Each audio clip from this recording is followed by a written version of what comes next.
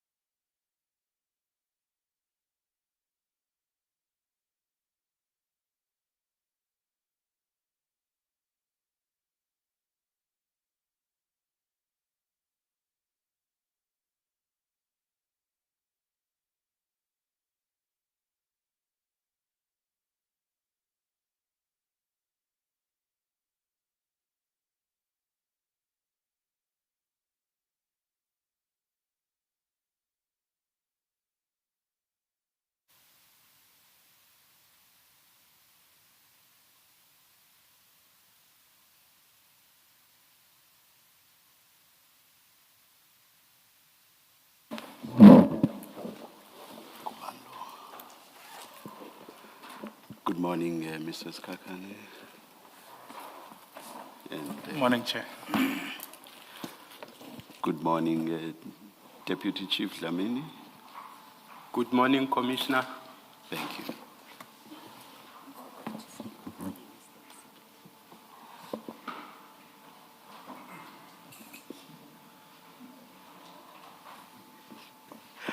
Good morning, Mr. Musigidi. Good morning, Chair. Good morning, Commissioners. Yes. I was saying I usually greet the lead. Indeed so, Chair. Thank you. Yes, Mrs. Kakane. Chair, Advocate Musigidi. Oh. Yes. Gossi, you can't blame me. Only on the 27th, it was of March, it was my birthday, so I'm a year older. Oh, sorry. Thank you, Chair. Can I place it on record that it was Not- Commissioner Valoi's birthday yesterday?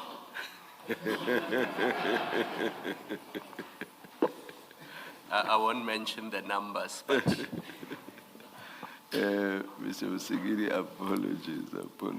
I guess I'm thank used you, to Mr. Skakane, you know. Yeah. Thank you, Chair. Yes, Mr. Musigidi. Good morning again, Chair and the Commissioners. Chair, today we have Deputy Commissioner Umashi Samson Dlamini to testify from the TMPD. Chair, if you could swear in the a witness. That's literally swearing as opposed to affirming. Let me confirm if he's happy to. Will you be swearing or affirming, Deputy Chief? I'll swear, Commissioner. Thank you. Do you swear that the evidence you are going to give is the truth, the whole truth, nothing but the truth? If so, please raise your right hand and say, "So help me God." I swear, Commissioner, that the evidence I'll Just be no, giving... just say, "So is the help me truth." God." Yes, I swear, Commissioner. Please say, "So help me God." So help me God. Thank you. Yes, Chair, perhaps I was a bit ahead of myself, a bit of housekeeping issues. Mr. Dlamini will be testifying today on his statement, and then after that, only then we'll start asking probing questions. Mr. Dlamini does have long-standing commitments, so we cannot sit for the entire day today. We have tried to see how long we can stay, but at best, Chairperson, we cannot sit later than 12 o'clock with your permission, of course. And then we'll have to call him again, where he'll be asked probing questions. For the purpose of today, we'll try and limit our questioning to a clarity-seeking question on his statement, and then hopefully we'll get through till 12 o'clock, and then he'll come back, Chairperson. Thank you. What I forgot, Deputy Chief, is to ask you to place your full names on record, please.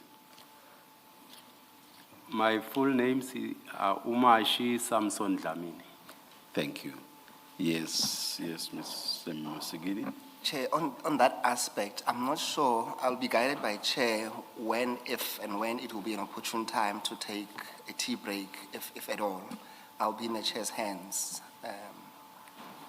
Perhaps 10:30, I'll note and then that, Chair. sit from 10:45 until 12 midday. That seems to be practical, Chair. Thank you. Thank you, Chair.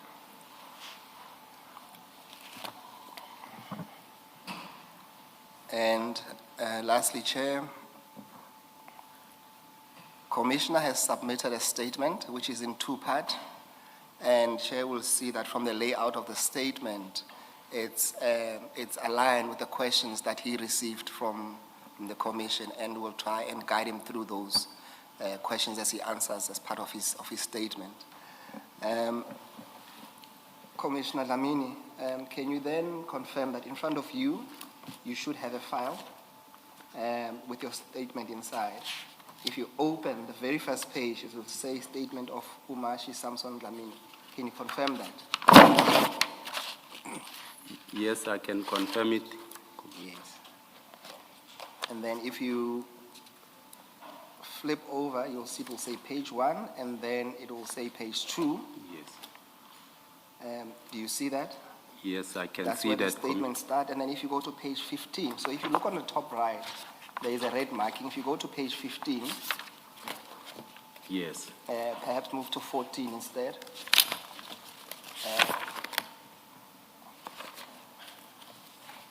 So that will be the end of that statement. Do you confirm that this is your statement? Yes, I confirm. And do you stand by the contents thereof? Yes, I stand by the content of the statement. And lastly, on very page 2, if you go again in front of the statement, there is a signature there. Can you confirm that you are the deponent? I confirm that it is my signature. Thank you so on the much. Statement. Thank you then. Can you again then, Commissioner, for the record, for the purpose of this statement, put your full names on record and then start reading through from paragraph 1 of that statement, Commissioner. I am Umashi Samson Dlamini, do hereby make an oath and say, I'm an adult male and Deputy Chief of Police in the City of Tshwane Metropolitan Municipality.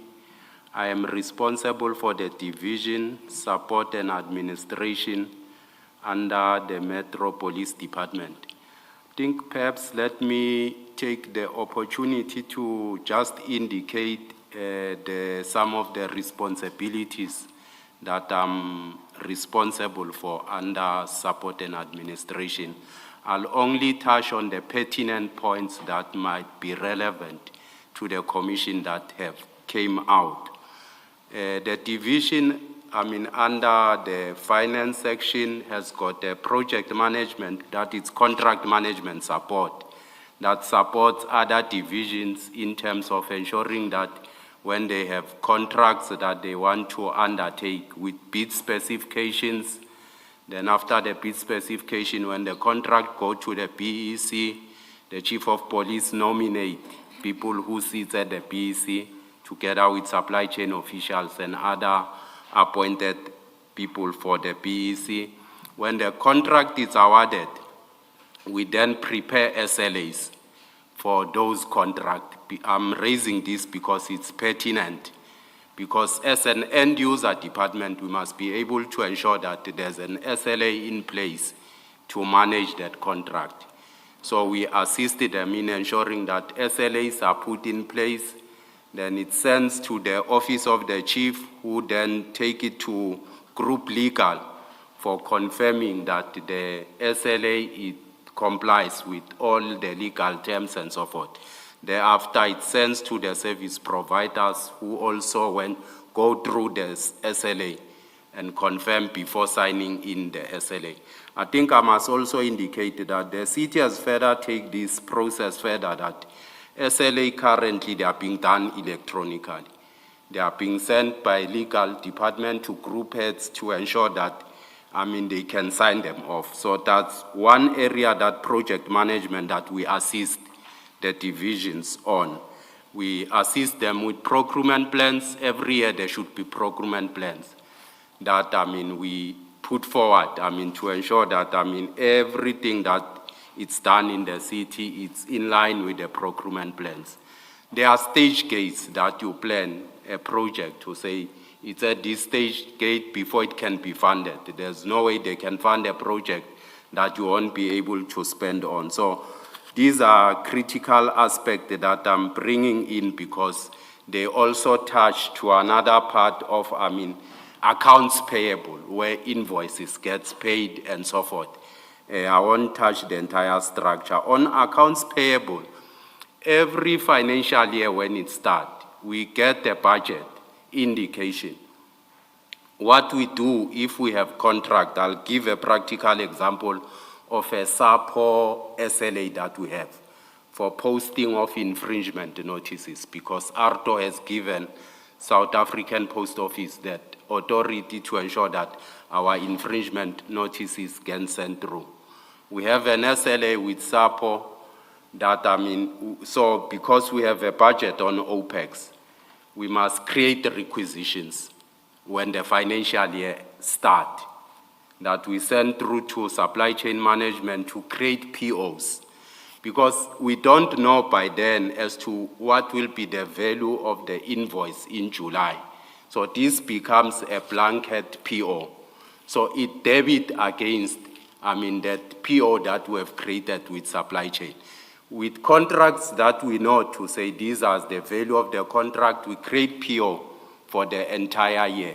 So that's the duty of accounts payable when it deals with that. We create the requisitions, send them through to supply chain management to ensure that they create, purchase orders.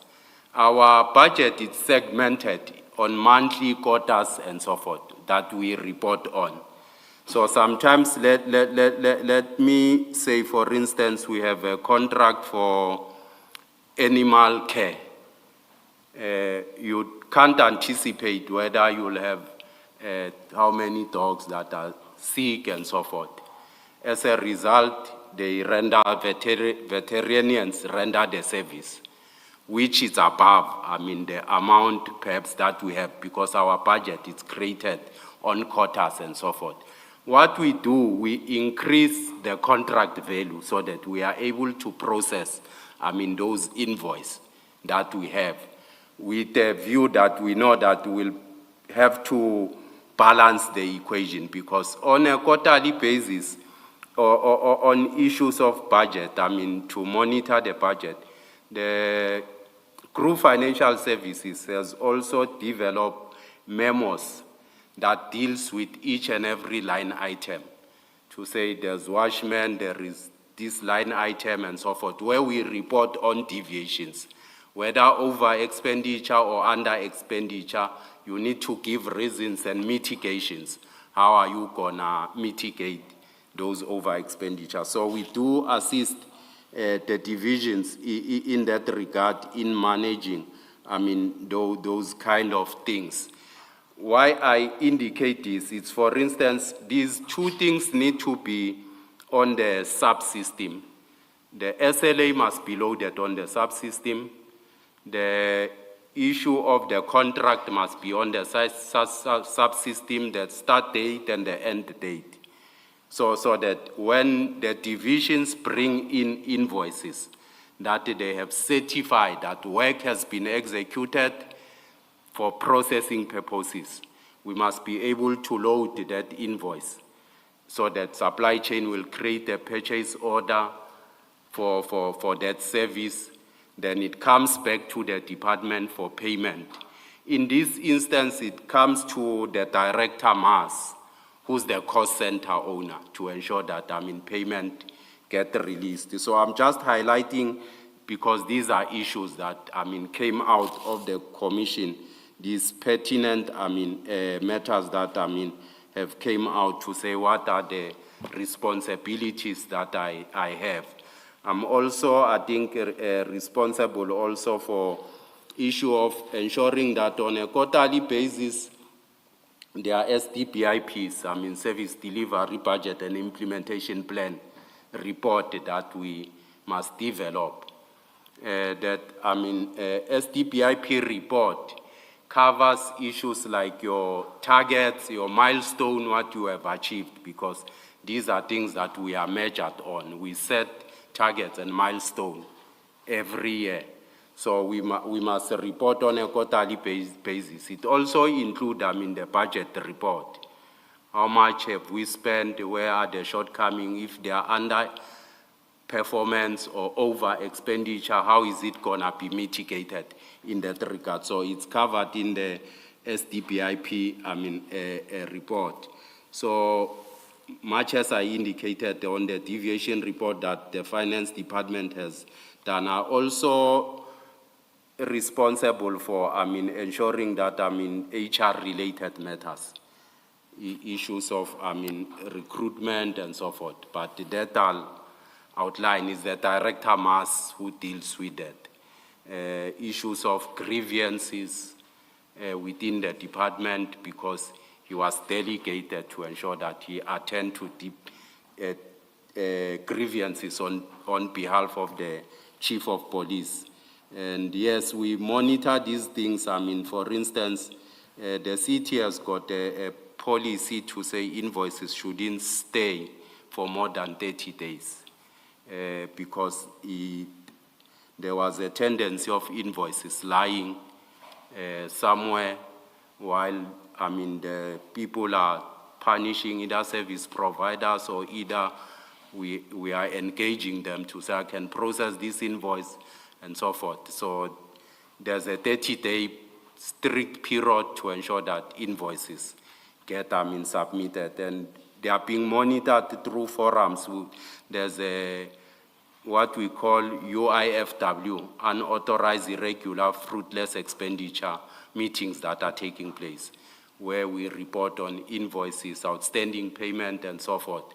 If they need to be reported. There's also Circular 113 that deals with issues of audit and so forth. Also invoices form part of that, of outstanding invoices. So in a nutshell, I just wanted to outline some of these functions because I think it came out of the commission. No, thank you so. Thank you. Thank you so much, Commissioner Dlamini. Just to wrap up that aspect before we go to the heart of it. I understand that currently you are on suspension. Yes. Something that we will deal with later on. But what I need to understand, just your thought process, because what we came to understand is that you actually volunteered to be put on suspension. We will go to the reasons contained in your notice. Can you just give us an idea or the thought process as to why you volunteered to be put on suspension, which is quite unusual? Thank you. Yes, I think when, on the 16th, when Sergeant Gossi was testifying, there were WhatsApp messages that came out of the communication between myself and him and the CFO that emerged out of the commission. Then the next day, I sat with the chief to say, since there are these allegations, what is the city doing in terms of them? Couldn't get a straight answer. Then the 20th, I felt I can't be sitting at work. Everyone will come and ask, what is happening? You find yourself explaining. You go to a meeting, everyone asks you. Then I felt it might be good for me to request to be placed on precautionary suspension, perhaps up until either I get an opportunity to address some of those matters. Okay, thank you. Can we then go to page 3?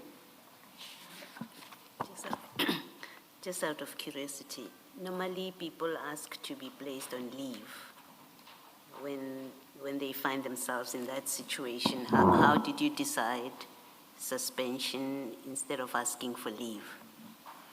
The city doesn't have a policy for what we call special leave. Either you take leave or either, so I felt I can't deplete my leave days. I'll rather request, a suspension, Commissioner. Thank you, Commissioner Lamy. If we go to page 3, under the topic overview, you've given us a nice synopsis as to your responsibilities and duties. Can we then pick it up from paragraph 6 instead? Okay. Dealing with the nature and extent of your relationship with Sergeant Gossi. That was the question posed to you. So would you read the question and then read your response there too? Yes. Thank you. The nature and extent of my relationship with Sergeant Gossi, and when and how did it commence? I have known Sergeant Gossi from the early 90s while he was still attending school at Ntokozweni Primary School in Soshanguve. We come from the same neighborhood in Soshanguve. In 1996, I became actively involved in managing the family business, which was when I started having close interaction with Sergeant Gossi. Sergeant Gossi used to frequent the business and he would volunteer to clean the vehicles, and he would sometimes receive stipend for his efforts. Our relationship has grown since. I regard him as a family friend to the extent that our families chose me to lead a delegation that was sent to negotiate his lobola, which culminated in marriage. As indicated, in paragraph 7 above, our relationship remained that of brother to a point where when he faces life challenges, he is comfortable to engage with me on personal level, including marital advice as and when he encounters challenges. Thank you, Commissioner. Just to understand you then, you have known Sergeant Gossi for at least 30 years, from what I can gather from that. That's correct, Commissioner. And then I see that you say you have become, or he has become, or both families have become quite acquainted. That's correct. Can I ask you, would that relationship extend to his other siblings, including Mr. Beki Gossi? I do engage with Fani when they have family challenges, marriages. We do intervene with my wife to do counseling and so forth. And this would include Becky as well. Yes, that's so much. correct. Then let's move on to the next subtopic.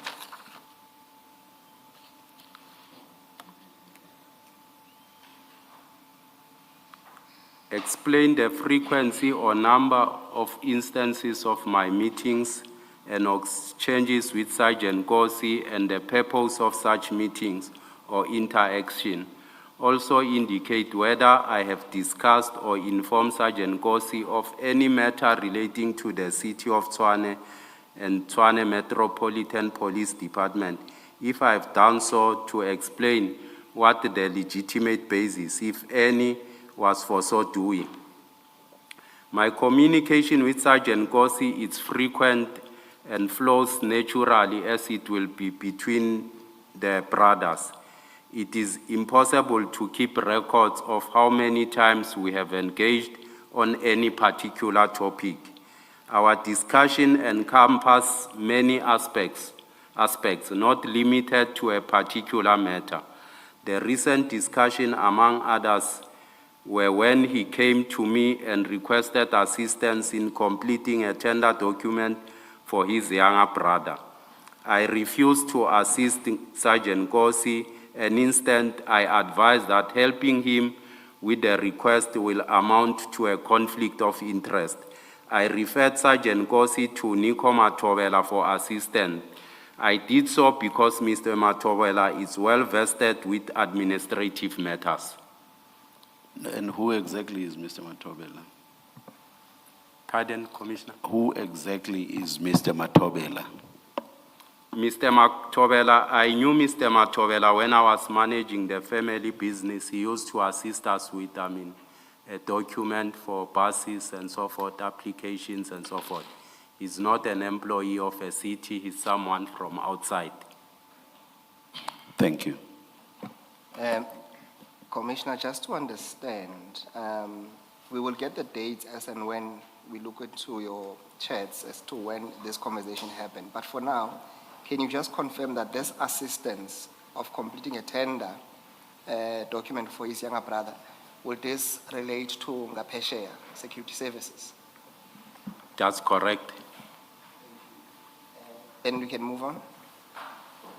If I have received any payment or benefit from Sergeant Gossi, whether directly or indirectly, whether I have received payment from a third party through Sergeant Gossi, I want to put it on record that I have never received any payments nor benefit from Sergeant Gossi, whether directly or indirectly, nor received payments from a third party through him or anyone else. If I have met Sergeant Gossi in the presence of Mr. Mpho Lekukela, if so, what was the purpose of such meetings? Did the meeting relate to the business of the City of Tshwane or the Tshwane Metropolitan Police Department? I have never met Sergeant Gossi in the presence of Mr. Mpho Lekukela for any reason whatsoever. But you will accept that you would know Mr. Lekukela? Mr. Lekukela, I know him as he was an employee, I think, of the city. I've never had any relations with him. That's precise, yes. Please continue, Commissioner. Here, I think it were the Commissioner, matters. maybe I should say this to you.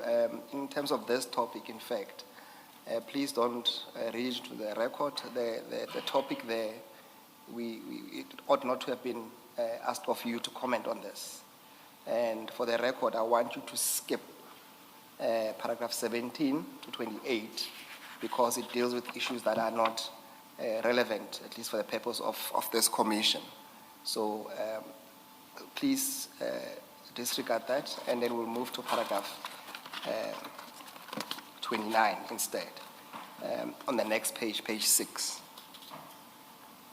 If I have ever met or interacted with Mr. Josie Banyoni, Mr. Vusi Matlala, and Mr. Mandla Mngina, and to provide full details of the meetings, interactions, including details of those present at each and the location and the purpose of each such meetings. I have never met, interacted with Mr. Josi Banyoni, Mr. Vusimuzi Matlala, and Mr. Mandla Mncina for whatsoever reasons. Do you know of them, though? Any of those individuals?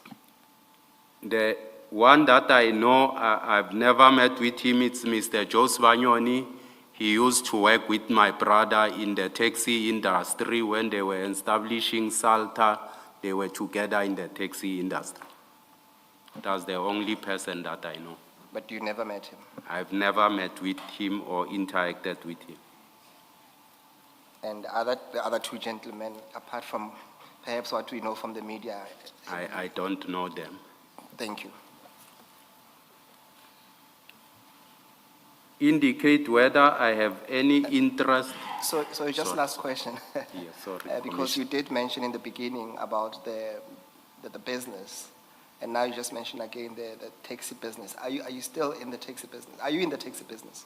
It's the family that is in the taxi business. So It's the a family is family still- business. Thank you. We can proceed. Indicate whether I have any interest in or relationship with any of the following companies or close cooperation, whether directly or indirectly, or any other shareholders and directors. Kubis 85 Solution, I don't have any interest or relationship, whether directly or indirectly, with any of their shareholders or directors. Ngapesheya Construction and Project, I don't have any interest in the company directly or indirectly. However, I know Sergeant Gossi as a younger brother to Sergeant Gossi. Triotic Protection Services, I don't have any interest in the company or relationship directly or indirectly. 2Corp Insecurity Services, I don't have any interest in the company or relationship directly or indirectly. Vimtsiri Security and Protection Services, I don't have any interest in the company or relationship directly or indirectly. El Shaddai Security Services, I don't have any interest in the company or relationship directly or indirectly. Any other bidder in Before you continue, I just want us to get some clarity on 3 companies. Let's start with Ngapesheya.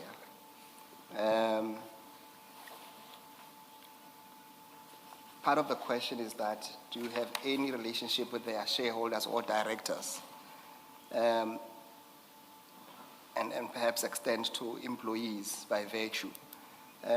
Would you accept that for a moment that you do have at least a relationship with Ngapesheya through Sergeant Gossi, because you did consider him as at least close family member? I think I indicated that I know him as a younger brother, but I don't have interest in the company directly or indirectly that perhaps I benefit financially, but I do know Sergeant Gossi. Yes, no, we're not Yes, asking that. We're saying at least there is a relationship there. Yes. And if there was to be evidence that Sergeant Gossi was doing some work for Ngapesheya, would you also accept that on that score, you would also have a relationship with someone who, if there is evidence, who also does some work for Ngapesheya? Yes. Thank you. And then the next company there, it's Triotic Protection Services. I think it's an open secret that it is somehow, or it was somehow, linked to one Mr. Bonzo Mudise. Yes. I think his middle name is Eugene. Yes. And I don't want to take it further than that. The only question I want to ask you is that, do you have any relationship or interaction with Mr. Mudise? It's only when we go to MECO meetings that I'll meet him, but I don't have any relationship or interactions with him, Mr. Mudise.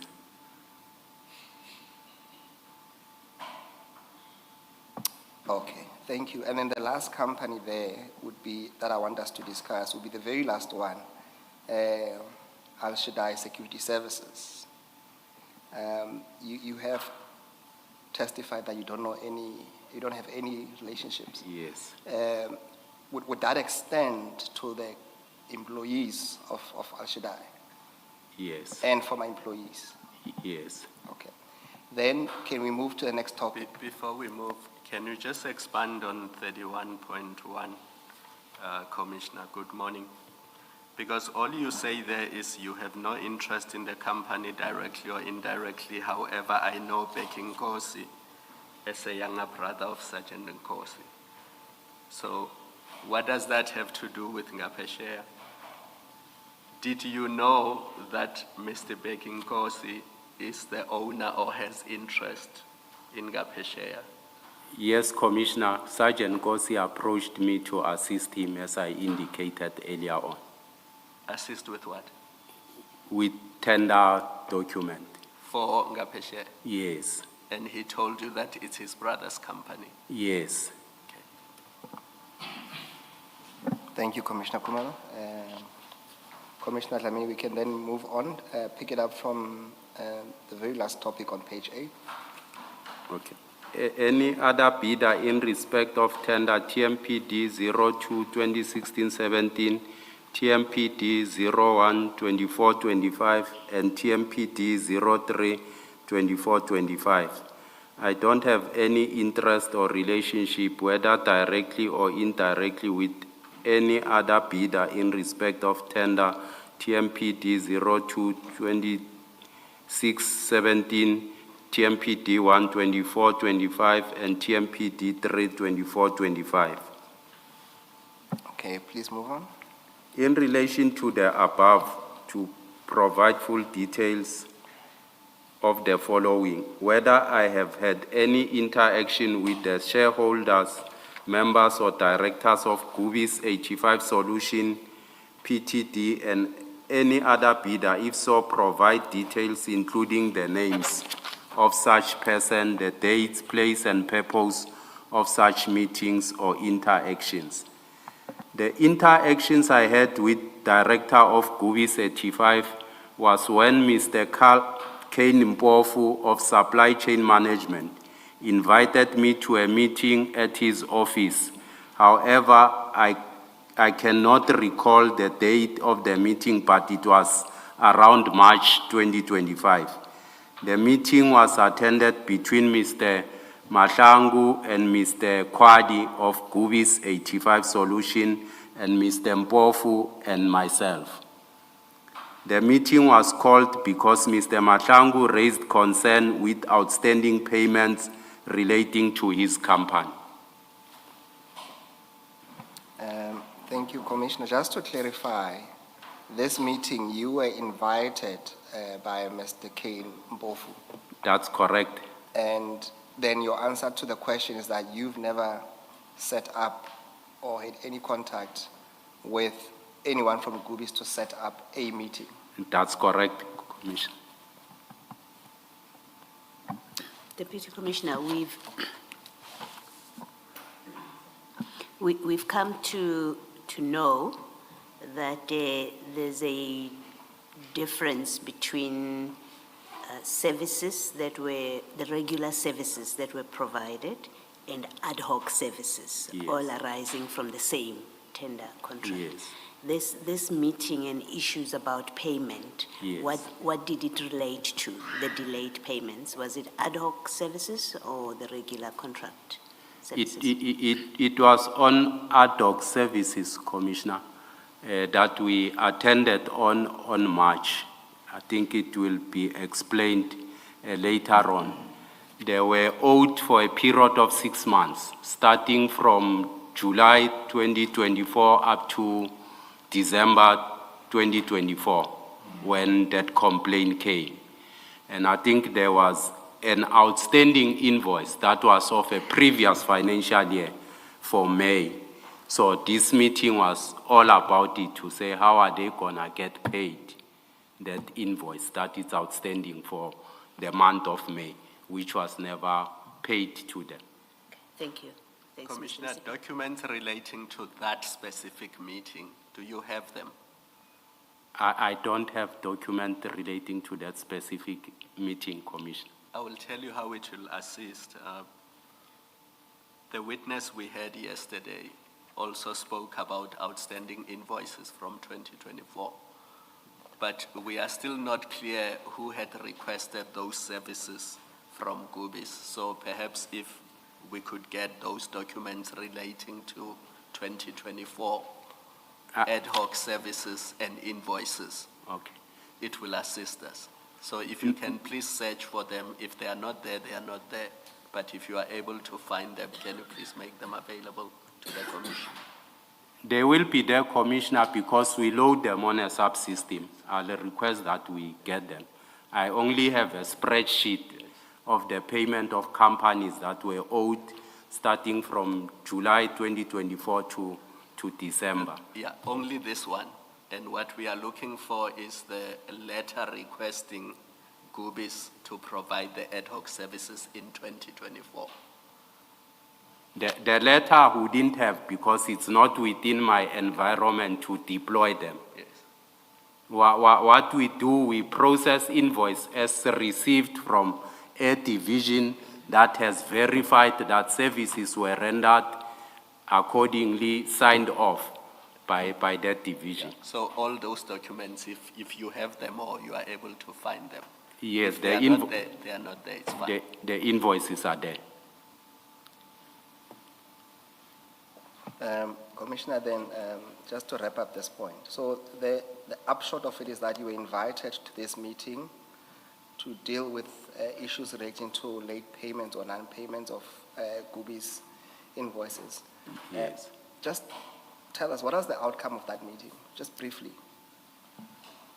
The outcome of that meeting, I indicated to them to say the May invoice, there's no way in which it can be processed from my section. It's of a previous financial year.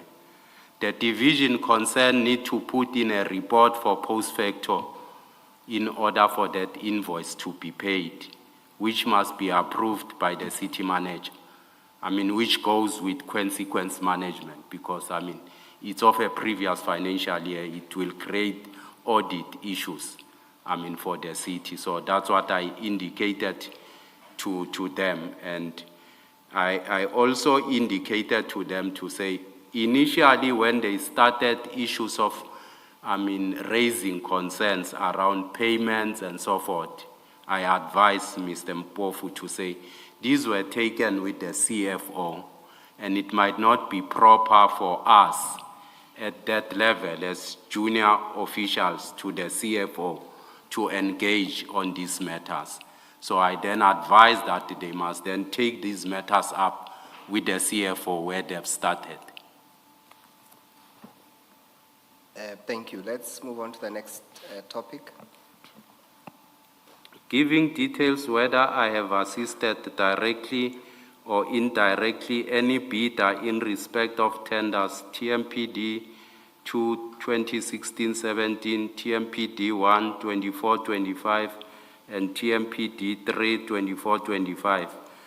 I have not assisted directly or indirectly any bidder in respect of tender TMPD 2 2016-17, TMPD 1 24-25, and TMPD 3 24-25.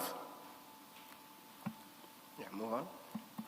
Whether I have influenced, facilitated the payment of any service provider, in particular Gubis 85 Solution Ltd. I have not influenced the payment of any company, including Gubis 85. I attach herein the source of the complaint, which is reflected in the trail of emails from February 25, marked as Annexure F. My involvement in the case of Gubis 85 Solution and others came later following the request by the CFO concerning the outstanding invoices, which were due for a period of 6 months.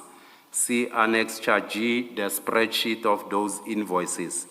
Furthermore, I should indicate that prior to the receipt of the request by the CFO, I dealt with another request which came on the 28th February 25 from various service providers. See attached WhatsApp communication from the management group marked as Annexure H.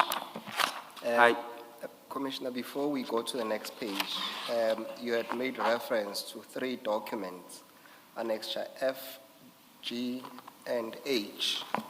Can we start with Annexure F?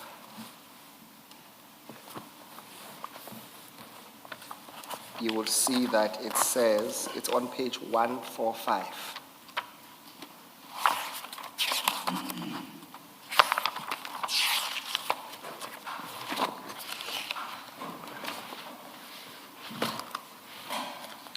It will say Annexure F, email of outstanding invoices. Is this the annexure you're referring the commission to? Which starts on page 146? Yes. Is there anything on that annexure that maybe without reading the entire document that you would like to highlight to the commission? Yes, I want to indicate that this is the complaint that I think came through. I think the annexures might have been put.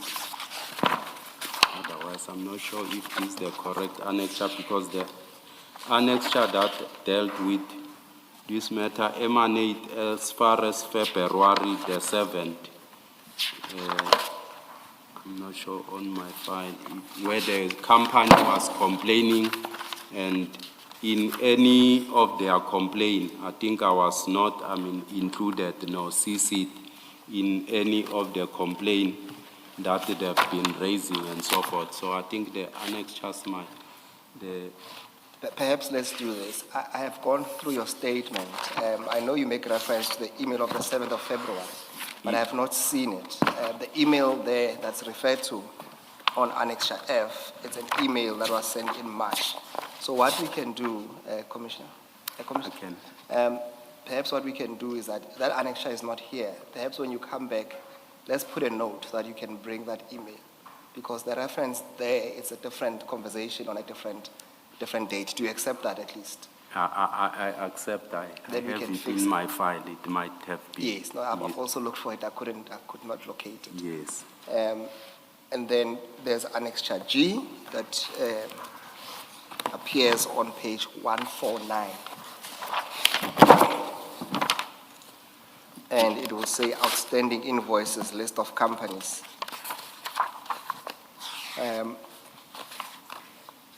I don't invite you to read those companies, but is there anything specific that you want to draw the Commission's attention to on that list? It's a very long list. Yes, the specific thing is that these are invoices that were outstanding from July 2024, to January 2025 of companies. I want to draw specific attention to the Commission because this matter came on the Commission. That invoices for the entire 6 months were amounting to a total of these companies to 14 million for the entire 6 months of ad hoc services that the complaint came. And I think this is what I want to draw the attention of the Commission to, so that when we come to the email where I was writing, sensitizing them to say, but these invoices for February and March have now grown to an extent that now the company must be paid 14 million. Deal with this matter or engage the sister department. It was taken that I was influencing someone to go and seek money and all those kind of things.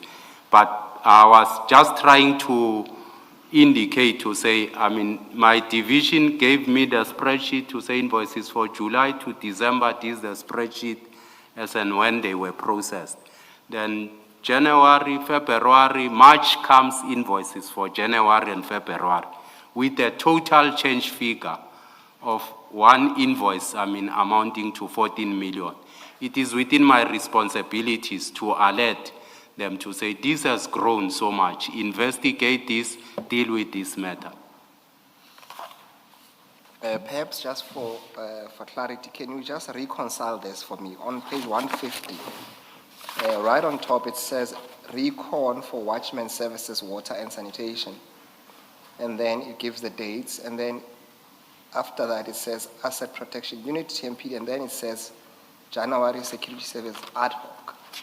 So the document on 150 mentions both watchman services and ad hoc. Can you just reconcile that for us? Yes, these Deputy were Commissioner. ad hoc services that were deployed by the Division Assets and Protection for 3 companies, Triotic Protection Services, Mogalagadi Security Services, which for 2 companies it amounted to Yes, so 2.8. what I just need clarity on, Commissioner, Deputy Commissioner? Yes. The clarity I need is on top when it mentions watchman services. So we should take, this is strictly for ad hoc. Is Yes. that what you convey to us? Yes, it's That's all strictly I for need. ad hoc. Okay, then I'll Yes. note that. All right. Can we then go to the last annexure that we make reference to at page 42? That one appears on page 152. Yes. Now, this is annexure H. It says management group WhatsApp communication, non-payment of service providers. And it goes on, the actual content is on page 153. Is there anything that you need to highlight on those WhatsApp chats? And while doing that, can you just explain what is the EMM information group? The EMM is an executive management group that we have for the Chief of Police and his deputy chief. So I'm saying, I was just demonstrating to say I do receive such complaint. That was not a peculiar complaint that I received to deal with those outstanding invoices for July to December.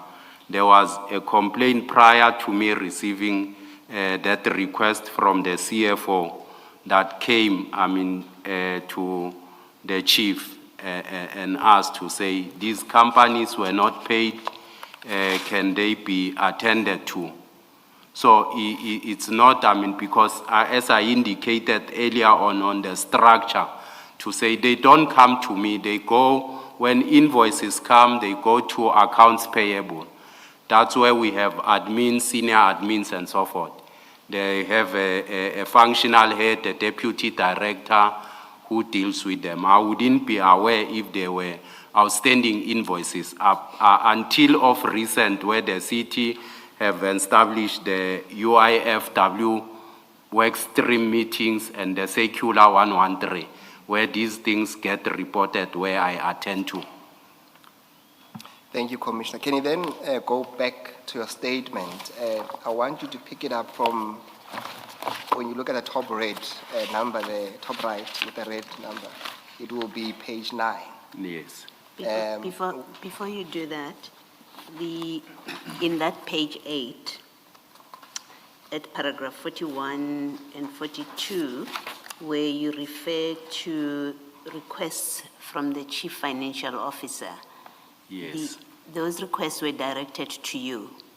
The Chief Financial Officer called me while he was with Sergeant Gossi on the 4th of March, requesting me to say there are outstanding invoices that Mr. Mpofu can't get it right in ensuring that they are being paid, and the companies are threatening to go to court. Okay. Can I intervene and assist in that regard? Okay, so it was a telephone call between you and the Chief Financial Officer? Yes. Okay, thank you. Thank you, Commissioner Malui. Can you then, so we'll deal with those chats later on. Can we then go to the next page? Then that will be page 9. Okay. I just want to indicate that it is a common practice that such matters will be brought to my office for intervention and not, to influence payment or whatsoever in that regard. I wish to refute the impression which is created that I am involved in the business of influencing or facilitating payment. The statement is not true, and I say this because I am the divisional head, support and administration. I think I've explained around accounts payable, what are their functions and so forth. And it enjoins us to comply with strict time limit and to pay invoices within 30 days of the invoice date. That's what my communication on financial matters is mistakenly inferred to as having an influence when in actual fact it is sacrosanct to my daily work as the Deputy Chief Support and Administration. It cannot be said that I am influencing anyone when my position and my work is centered around managing the financial business side of the department. I attach here on the organogram and demonstrate that I am the relevant and competent person who holds the office that address the finances as alluded in Annexure D organogram.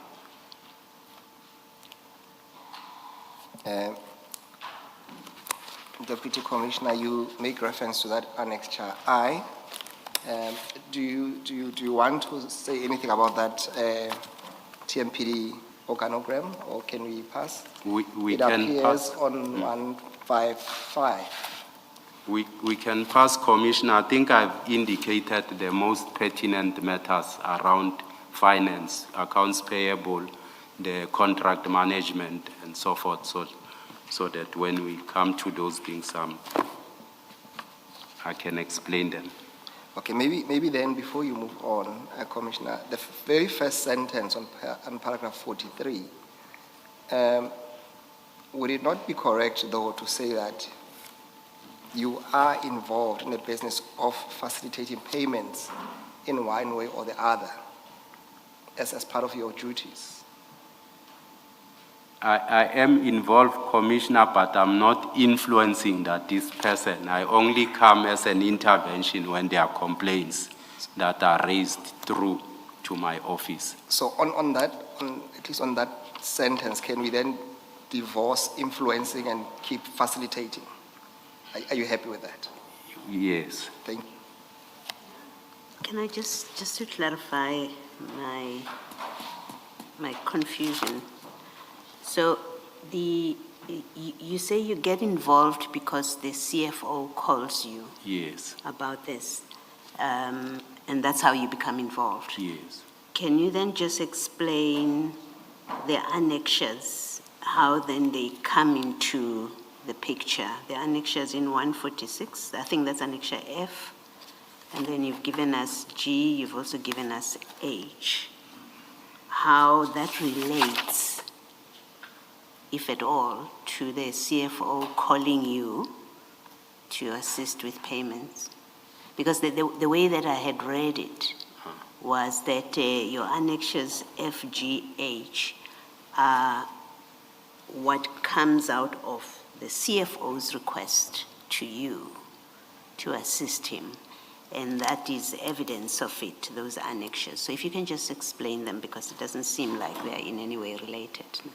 Okay, cool. On Annexure, Commissioner, on Annexure G, it was the spreadsheet of all the outstanding invoices for starting July 24 up until December. I was just attaching them to say this is the request that emanated from the request from the monies that were owed from the CFO for those companies for a period of 6 months. And on the Annexure H, I was just demonstrating to say these are the requests, they do come. It's not something, out of the equation that I've done when I was helping with the payment when the CFO, said the companies were not paid. I was just demonstrating with the communication from the management WhatsApp group on Annexure G. Okay, so Annexure G has nothing to do with the CFO's No, it request has got that nothing you're to do with the discussing. CFO. I was just emphasizing to say As the divisional head, I do get this request to intervene if payments were not done or companies are complaining. Okay. And what about Annexure F? The- What is Annexure F? The Annexure F, as the evidence leader indicated, it was a trail of email that I wanted to demonstrate that this complaint came from February. I was never included on the emails. I mean, there were people who were included in those emails, I think, who are within the department and never acted on that. I just wanted to demonstrate to say, I only became aware when I was called by the CFO to say there are outstanding invoices within the department. Okay. So, but they have nothing to do with the call from the CFO? No. Okay, thank you. Perhaps just to seek further clarity, remember you had testified earlier on that when you met with Hwadi, Mahlangu, and Mbofu, and they raised the issues of non-payments, Yes. you then ultimately referred them to the CFO's office Yes. to deal with this. Yes. Then is it your evidence that later on then the CFO reverted to you with the same problem to say you must deal with it? I'm just trying to understand the chain of events. So remember that this meeting with the Yes. tree was in March. Yes. So the requests from the CFO, when would those have been? It came before the request of the meeting. After we have resolved their payment for 6 months, they then later on requested a meeting to deal with the outstanding invoices for May that I indicated to say it will amount to a post facto thing. Okay. I think we have to then move to paragraph 45 on page 9. Whether I have influenced or directed the allocation of work by the City of Tshwane or the Tshwane Metro Police Department to any of the service providers, including that to Gubi's 85 solution.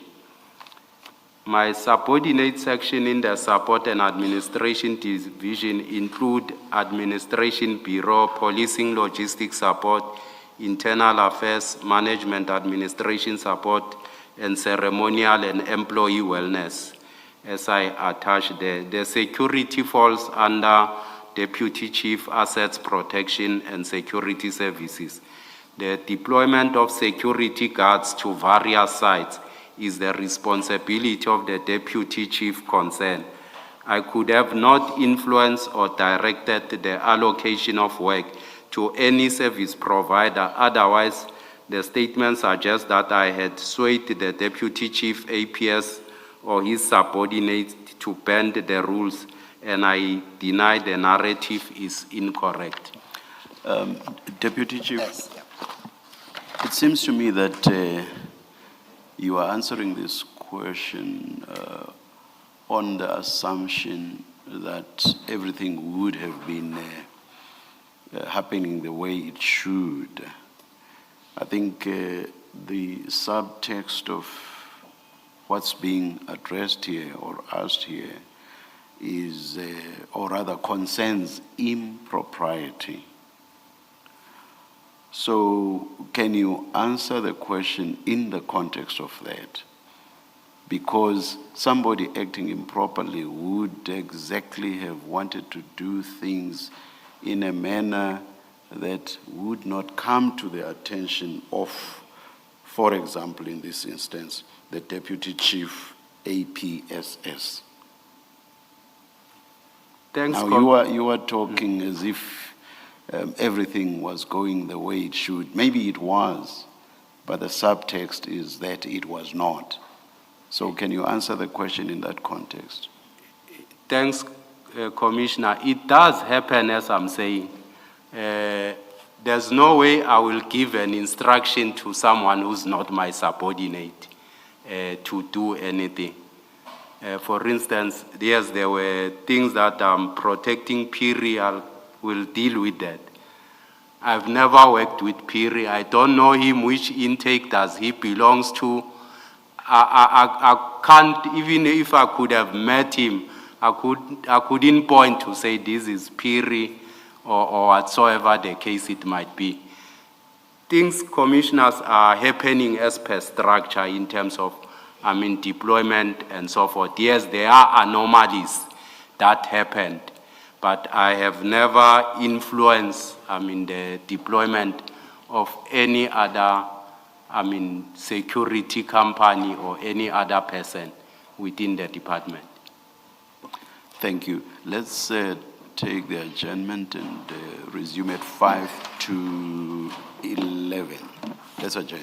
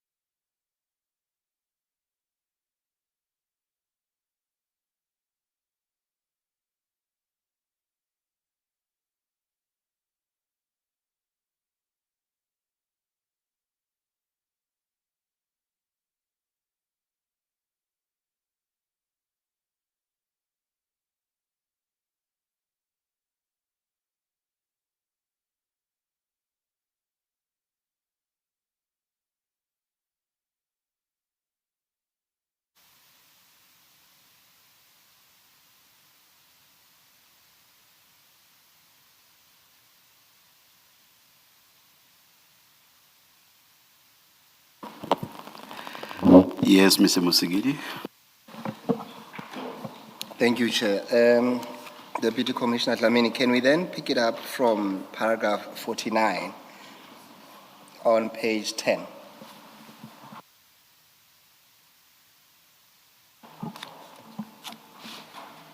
Explain my involvement in the payment of GUBI's 85 solution, in particular in respect of ad hoc security services, in respect of tender TMPD 2 2016-17. I was requested by the CFO to assist in resolving outstanding payment of GUBI's 85 and the others. I then inquired within my section and discovered that indeed there were outstanding invoices for a period of 6 months. The outstanding payment were not only GUBI's 85, it included other service providers which were also not paid. Annexure G, Annexure F emails of ad hoc that I've attached. Yeah, we already visited Yes. those annexures, so perhaps let's proceed to paragraph 50. Deputy Commissioner, we've had the name, I think he's a director, Wandule. Yes. Something. Where does he fit in when you are assisting with this in terms of structure? Is he in your office? Is he in your unit? Just explain where he fits in. Director Nandule, it's my subordinate. He reports to me. He's responsible for finance.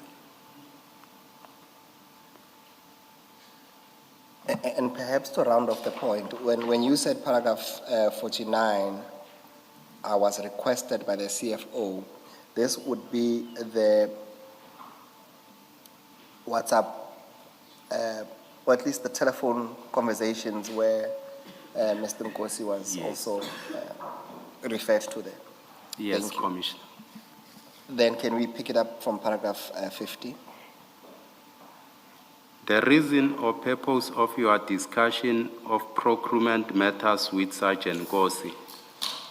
Sergeant Gossi requested assistance with list of bidders. We did not have any discussion on procurement matters. I have shared the 2 documents with him, which are administrative records. These are closing out the reports after the tender has closed, relating to bids and their pricing, which are available. They get published or for every bidder to see them. I've attached such as Annexure J.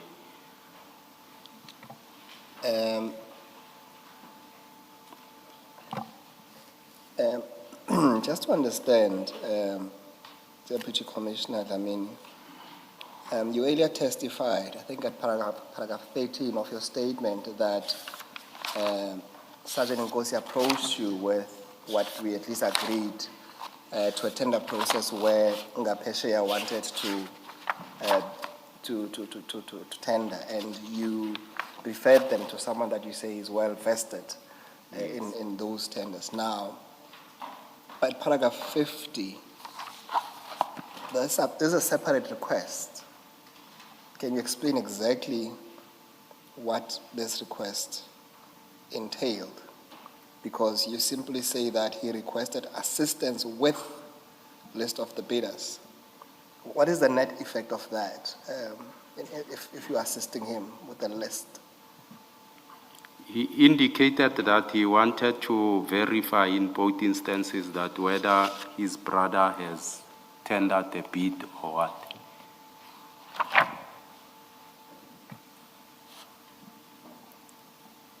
So for now, we can say at least he is advancing the interest of Ngapesheya. Yes. Is that correct? Commissioner. Is that correct, Commissioner?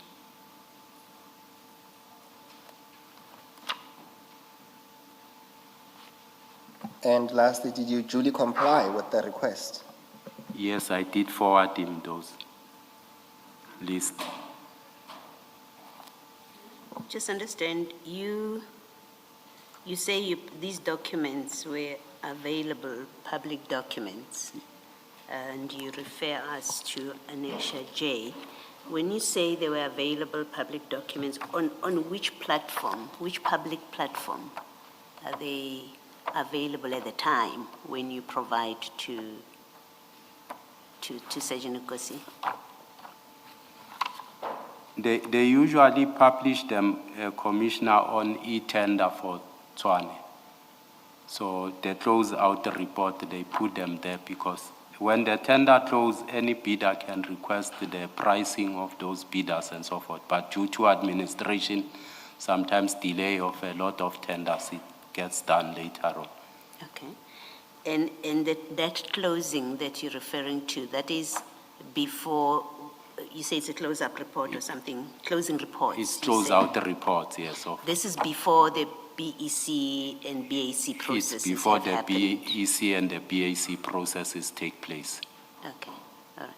So if anyone went onto the website, they would find, after the closing date, Yes. they would find this document that you have attached as Annexure J. Is that Yes. what you're saying? Yes, correct, Commissioner. All right, thank you. Just to understand, Commissioner Dlamini, remember the first approach when they came to you said, and I think you used the word that you refused to assist them. Yes. Now, with the benefit of hindsight, when this request came from Sergeant Gossi, would it not have been prudent for someone who has outright refused to get involved to say to him, either one, speak to Beggy, who is a director or owner, to use the word loosely, of Ngapesheya, or to simply direct him to where he can obtain this information? He indicated that he can access it on himself, so, and requested me if I can forward those to him.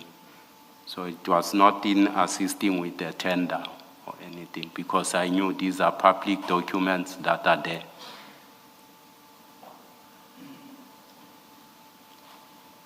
All right, can we then move to paragraph 51.1?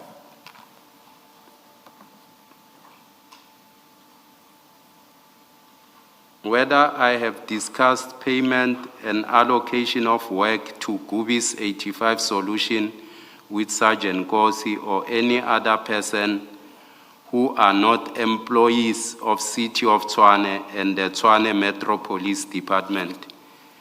I have never discussed any payment with Sergeant Gossi. I only responded to the CFO inquiries which were made through Sergeant Gossi. The allocation of work is the responsibility of APSS as addressed before. So I was just responding to the CFO because he made inquiries through Sergeant Gossi after he spoke to me. Commissioner, the document which is Annexure J, not for now. When you come for the second time, bring the one that you find on the website, because I'm going to take issue Okay. with your assertion that this is a public document. So come prepared next time I will. and get the one that you would access from the system and it is publicly available. But I'm going to take issue with your assertion that this was a publicly available document. Yes.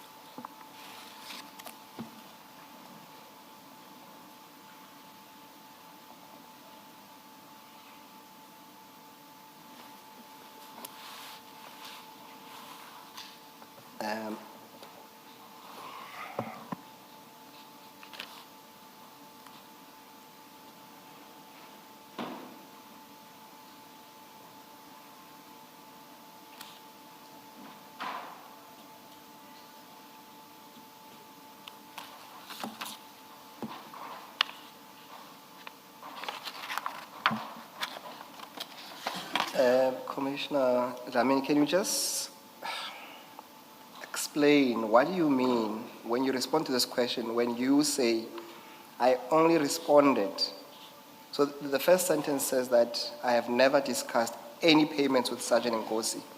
I only responded to the CFO's inquiries, which were made through Sergeant Gossi. That does not seem to align What do you understand? What do you mean by that?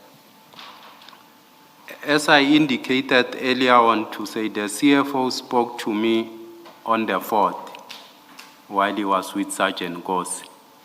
And on the 5th of May, he made a follow-up to say, Gossi must check with me. How far am I with addressing the outstanding payment? And that's when I responded through that message to Sergeant Gossi for the knowledge of the CFO, because I did not have any contact of the CFO. What is the plausible reason why you could not at least do it directly with the CFO, this communication? I never had the CFO's contact details. I took it out of that he's inquiring through Gossi. I know Gossi, I trusted him, then I responded to Gossi to give the message to the CFO. And you could have still asked for the CFO's numbers so that you confined the matters affecting the city of Tshwane within the employees that are within the city of Tshwane. Would that be a fair statement to make to you? It's a fair statement. It never came to me by then.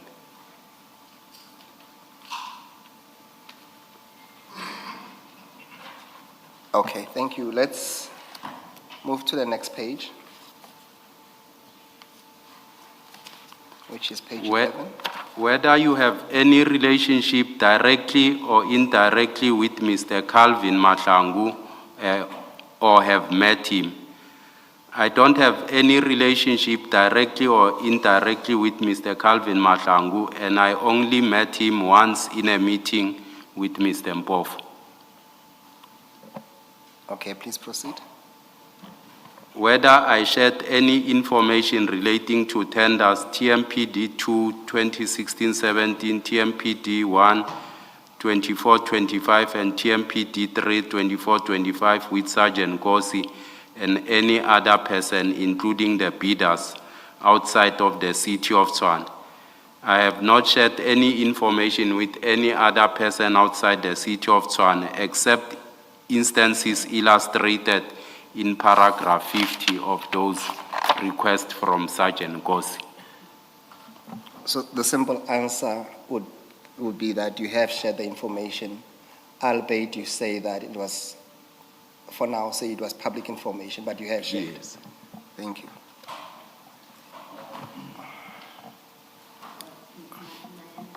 Sorry, it's not just, you say you've shared that public information. Yes, Commissioner.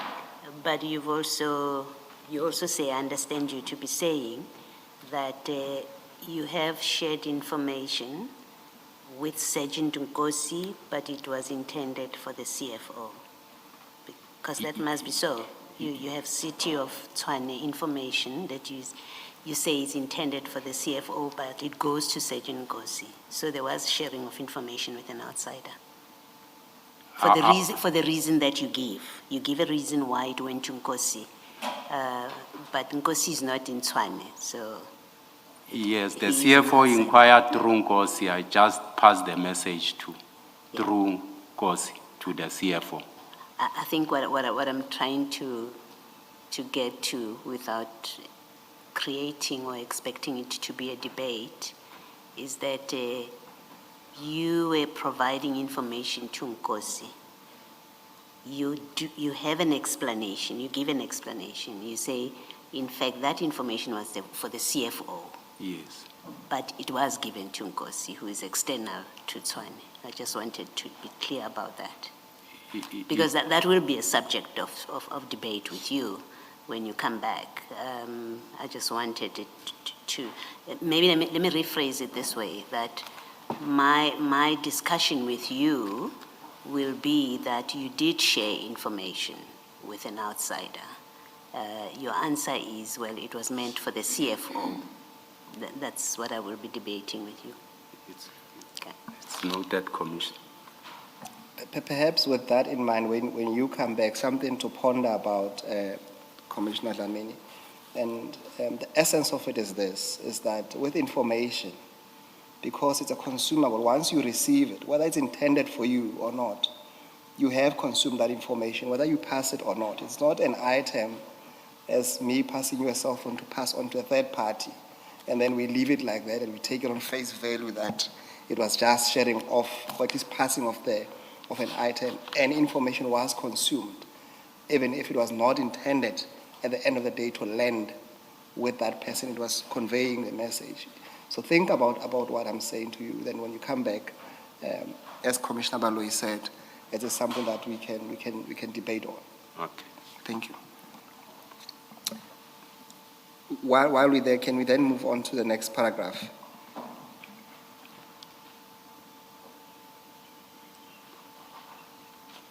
The reason for me to discuss matters relating to procurement of the City of Tshwane and the TMPD, particularly in relation to TMPD 2 2016-17, TMPD 1 24-25, and TMPD 3 24-25 with Sergeant Gossi. Also provide the reason for providing Sergeant Gossi with the names of companies or bidders for the City of Tshwane and the Tshwane Metro Police Department.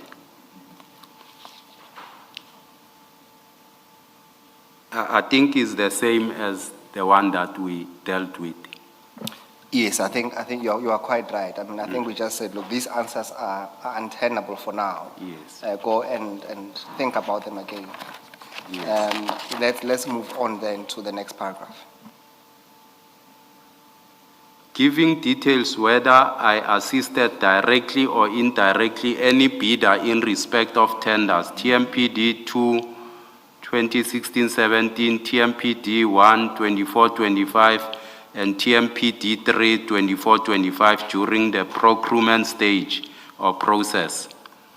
I have not assisted directly or indirectly any bidder during the procurement stage processes.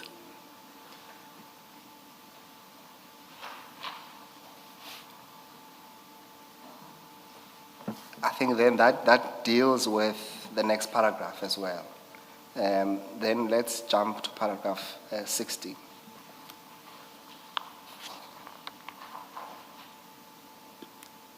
Explain your relationship with Mr. Garrett Mnisi beyond that of fellow employees of the City of Tshwane. The explanation must include any personal relationship, common interest, whether of a business or other nature, the nature and extent of such a relationship or common interest, and when such a relationship or common interest commenced.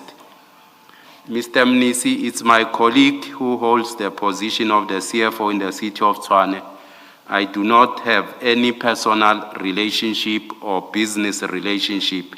The relationship I have with the CFO, it's a professional relationship and does not extend beyond that point. Okay, thank you. Proceed.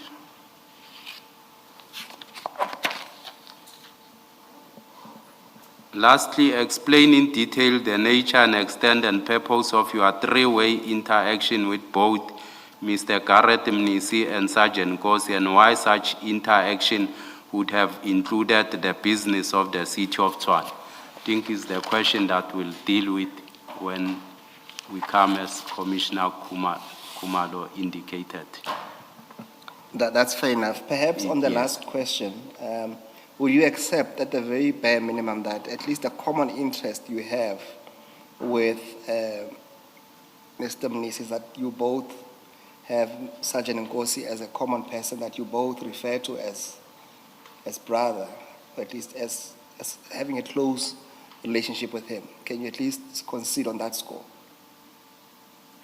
The question was the relationship I have with the CFO. It's Yes. just a professional relationship.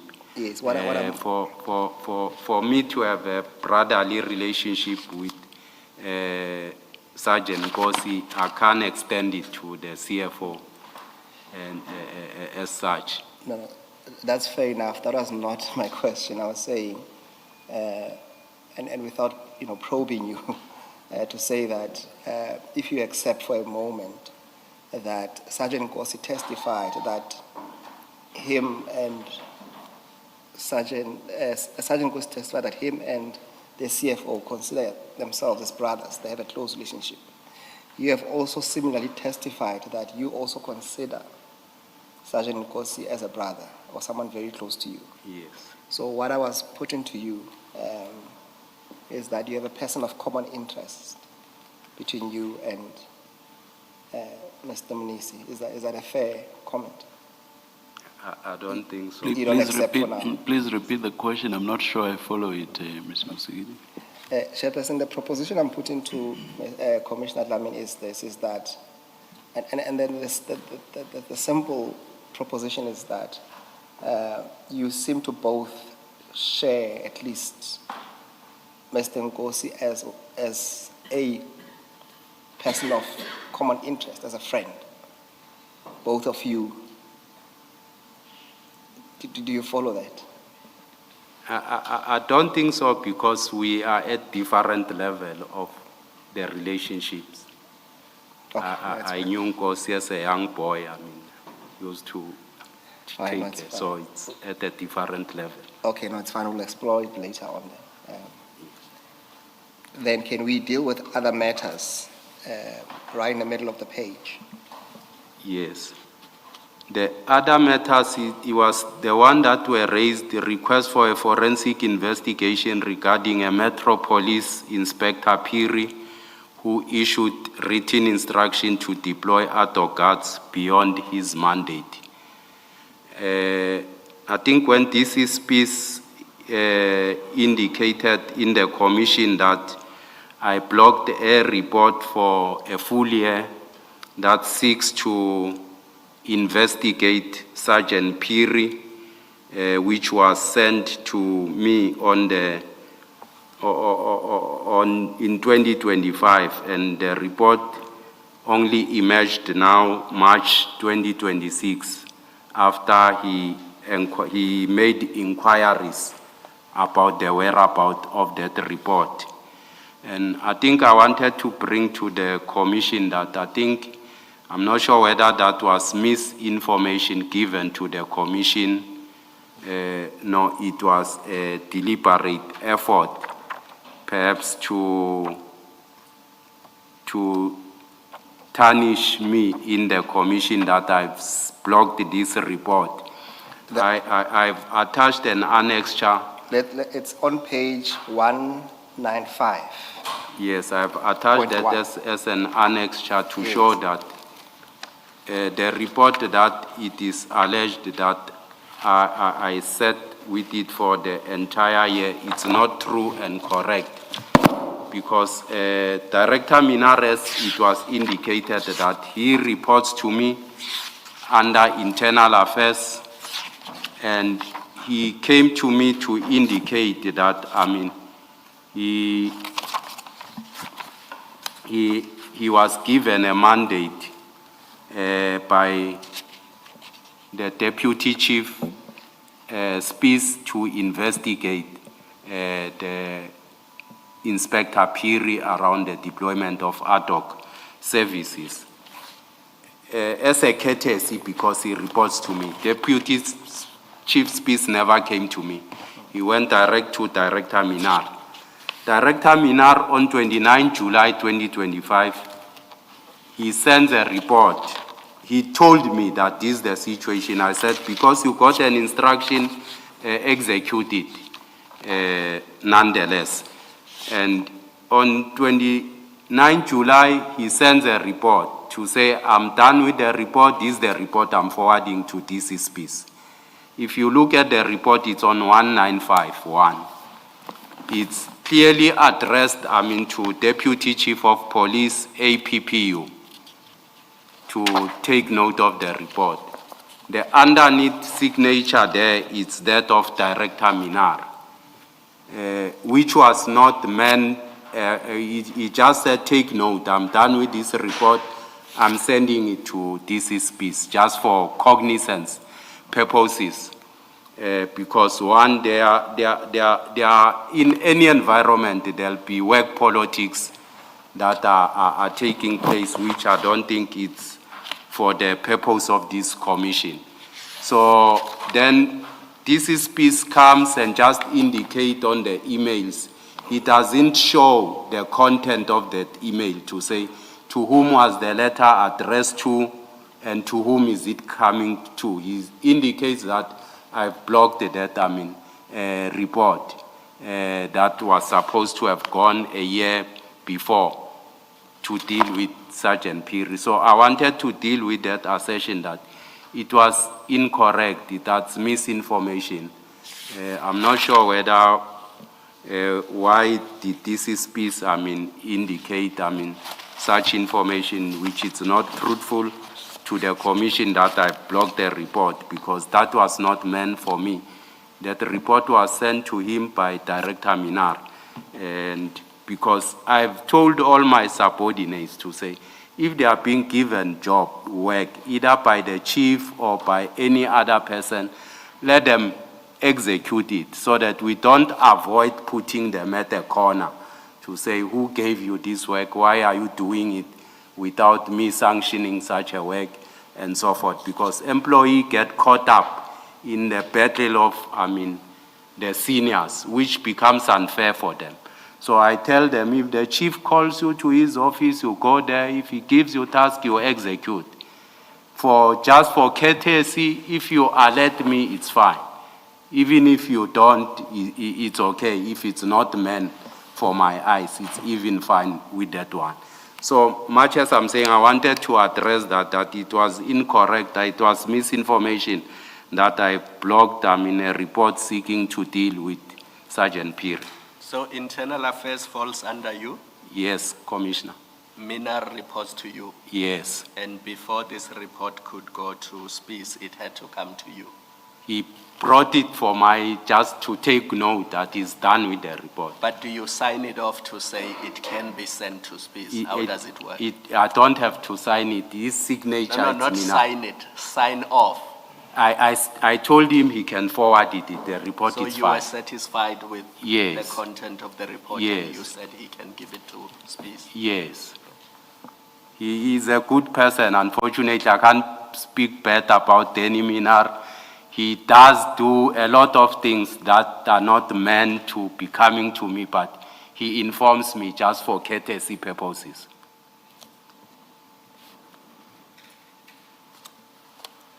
Would you then, Commissioner Dlamini, check if you have that email where you say you did say you can send it off, or at least you've signed it off? We spoke. He sent it. He came to my office. We spoke about it. It was verbal? Yes. And according to you then, from that moment on, you were not expected to do anything further? Yes, I was not expected to do anything further. Remember, he went directly to Director Minar to instruct him to do that. He never came to me. All right, can you move then to paragraph 2 on page 13?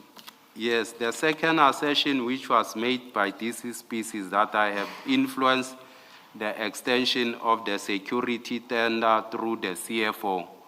It's incorrect. I was requested by the Chief of Police to intervene after the extension report was presented by Director Nwandule, which was not approved by the BAC. I have attached annexures, of that, annexure N of the extension report and the request that was made by the Chief of Police and the WhatsApp group management, where the city manager was saying the security tender is coming to an end and he hasn't seen any extension report in his office. That's when I intervened, because a report which was not, according to BAC standard was presented at the BAC without indicating, because MFMA requires that when you do an extension, you need to take the total value of the contract and indicate the threshold that is required for the extension of that contract, which was not part of the report. There were no SLAs that were attached to that thing. So I only facilitated and assisted as requested by the Chief of Police to assist, Director Nwandule and DC Boles with that report, because by then DC Boles was the one who was heading Assets Protection Unit. So I assisted them in the report to ensure that the extension report get presented. So he comes and say, I extended the report to the CFO. The CFO approved because I have an interest of ensuring that Gubis continue to benefit, which is a total lie, because after this 4 months extension, he also went, acquired other extension, 2 or so, of the extension of the same tender. But he comes and say, I needed to benefit certain companies, which is not factual and it's not true.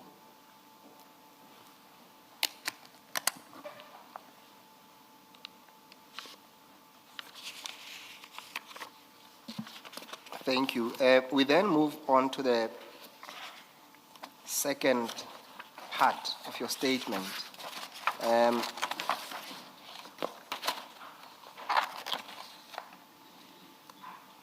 Can you then go to page 17, 17? Yes. And again, do you still confirm that the statement there too, which is 12 pages long, is your statement? Correct, Commissioner. Do you still stand by the contents thereof? Yes, correct. And lastly, do you confirm the signature on page 17 to be your signature? I confirm. Thank you. Then, because we've dealt with issues relating to your responsibilities, I think let's pick it up on page 18 at paragraph 6. Yes.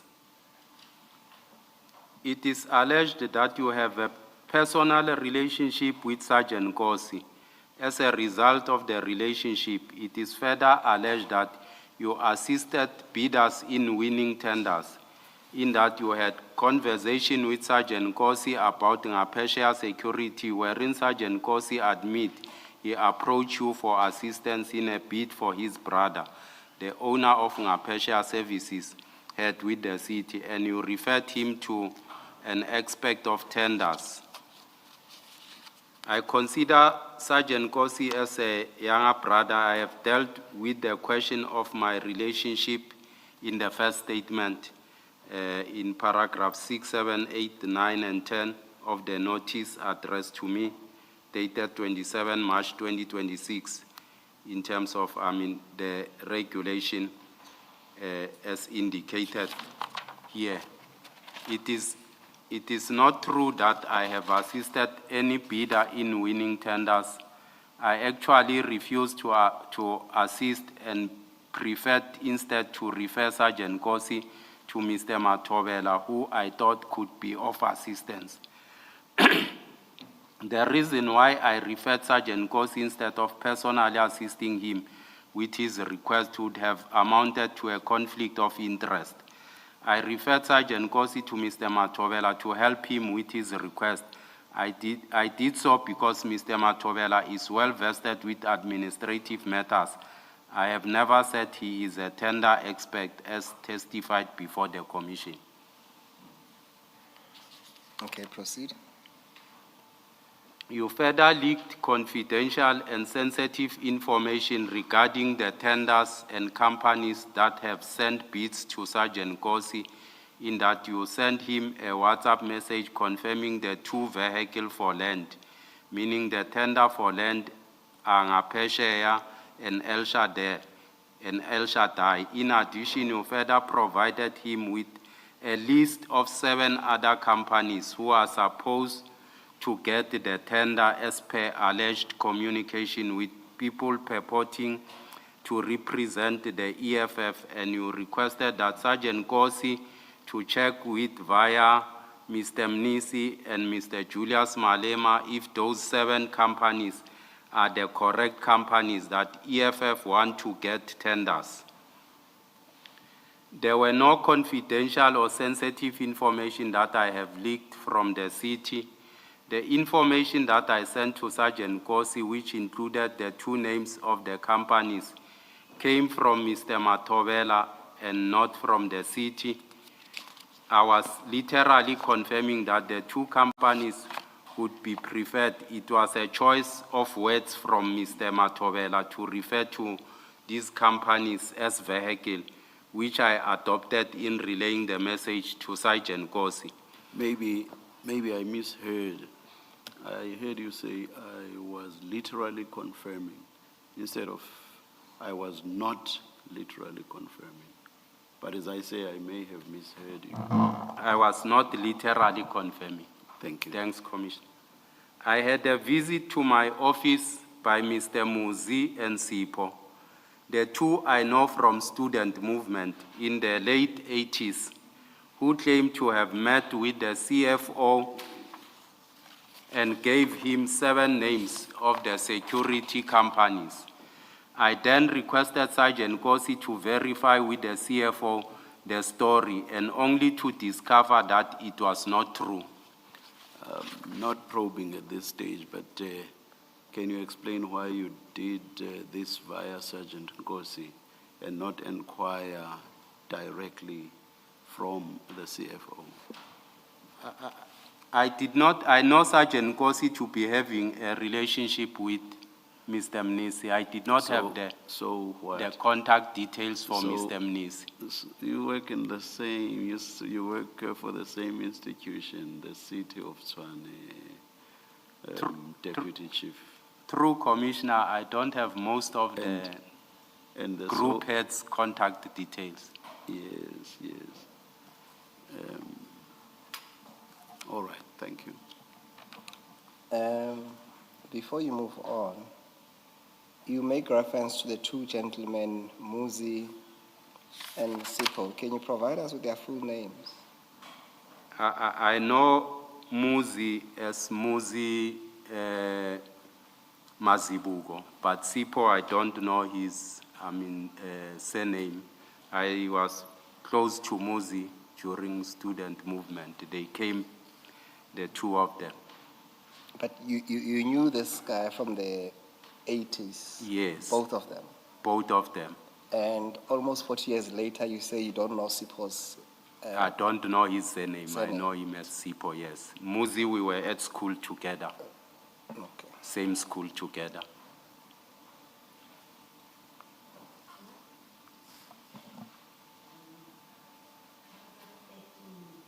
Paragraph 13, I'm not sure that I understand it. You say the two companies should be, now you mention him. Can you just explain the context in which you are now mentioning him in paragraph 13? What, he wrote to you, he called you, he met you, he mentioned two companies. Who are those companies? Just expand on this so that it makes sense. Sergeant Gossi requested me earlier on to ask Mr. Matobela to say which companies did he assist in terms of compilation, that he has done the compilation of their document. Then I could not find Mr. Matobela by then.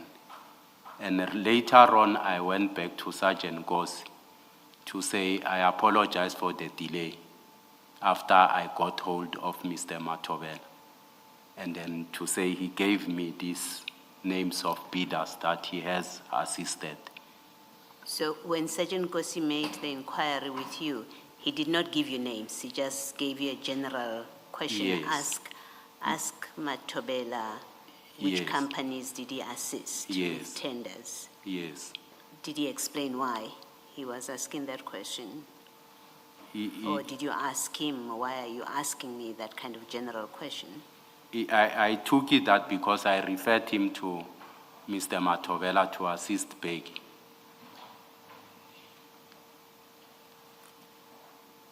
Okay, thank you.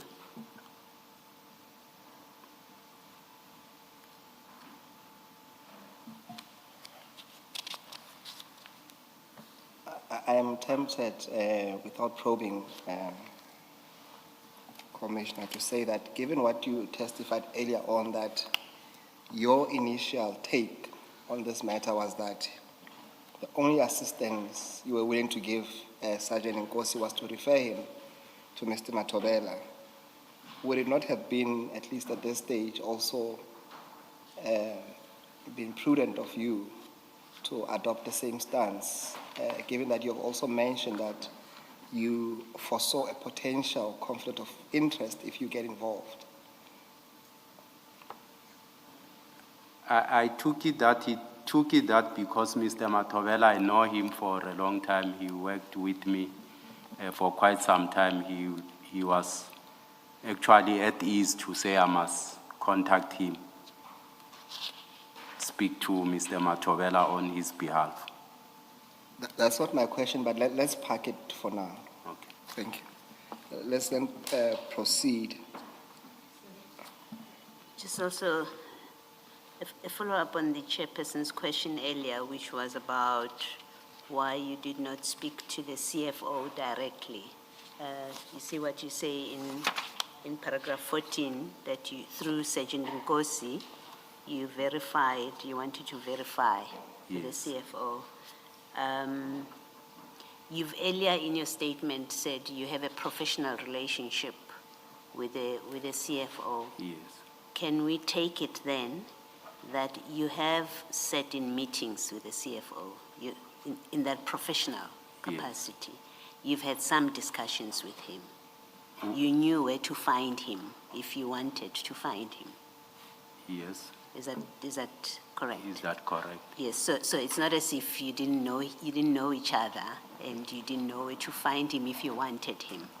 I knew him, but the thing that I asked Sergeant Gossi is because these people name drop the name of the CFO. Yes. And I know that he's close to the CFO. Could be easier for him to verify that information. Okay, all right. No, I just wanted to be clear. Yes. That in your professional, in what you describe as your professional relationship with the CFO, you've had to deal with him on a face-to-face basis. Yes. Okay, thank you. Let me just ask something. In organizations such as the municipality, Tshwane municipality, there's an internal system or the network where if you're looking for somebody's name and you want to know which department they are, their email address and phone number, you can easily do that, correct? Correct. And if you needed the CFO's phone numbers, you could just go on the system and they would be there. Correct. I'm not sure if they are there. Mine are not there, the cell phone numbers. Yours are not there. But if you wanted you wanted the CFO's phone numbers. By then it never came to my mind because I'm no Sergeant Gossi. We're not there yet. Yes. So for now, I'm just following up on Commissioner Baloi's question and the chair's question that if you wanted the CFO's phone numbers, all you needed to do was go in the system and you could find them. I agree with you. Yes, thank you. Thanks. Just to round off this paragraph 14, just two follow-up questions. This Muzi and Sipo, were they from EFF themselves, as far as you know? I can't tell whether they are EFF. I know them from student movement. The last time I know them, they were ANC members, so I'm not sure whether they've moved or what. So that's what puzzled me when they came to name drop, the EFF thing. And did you ever confront them about this lie? What turned out to be a lie eventually? Since I never confronted them about it. All right, let's move on to paragraph 15 then.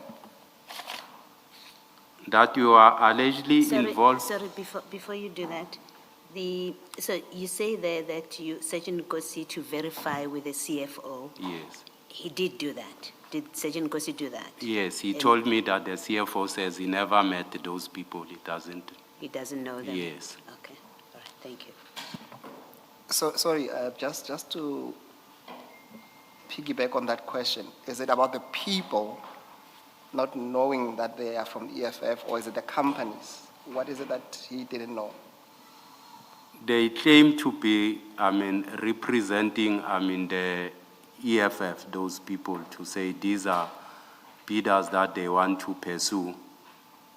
But I know that, within the city, I don't engage with politicians and so forth for reasons best known to me, so much as I was puzzled in that regard.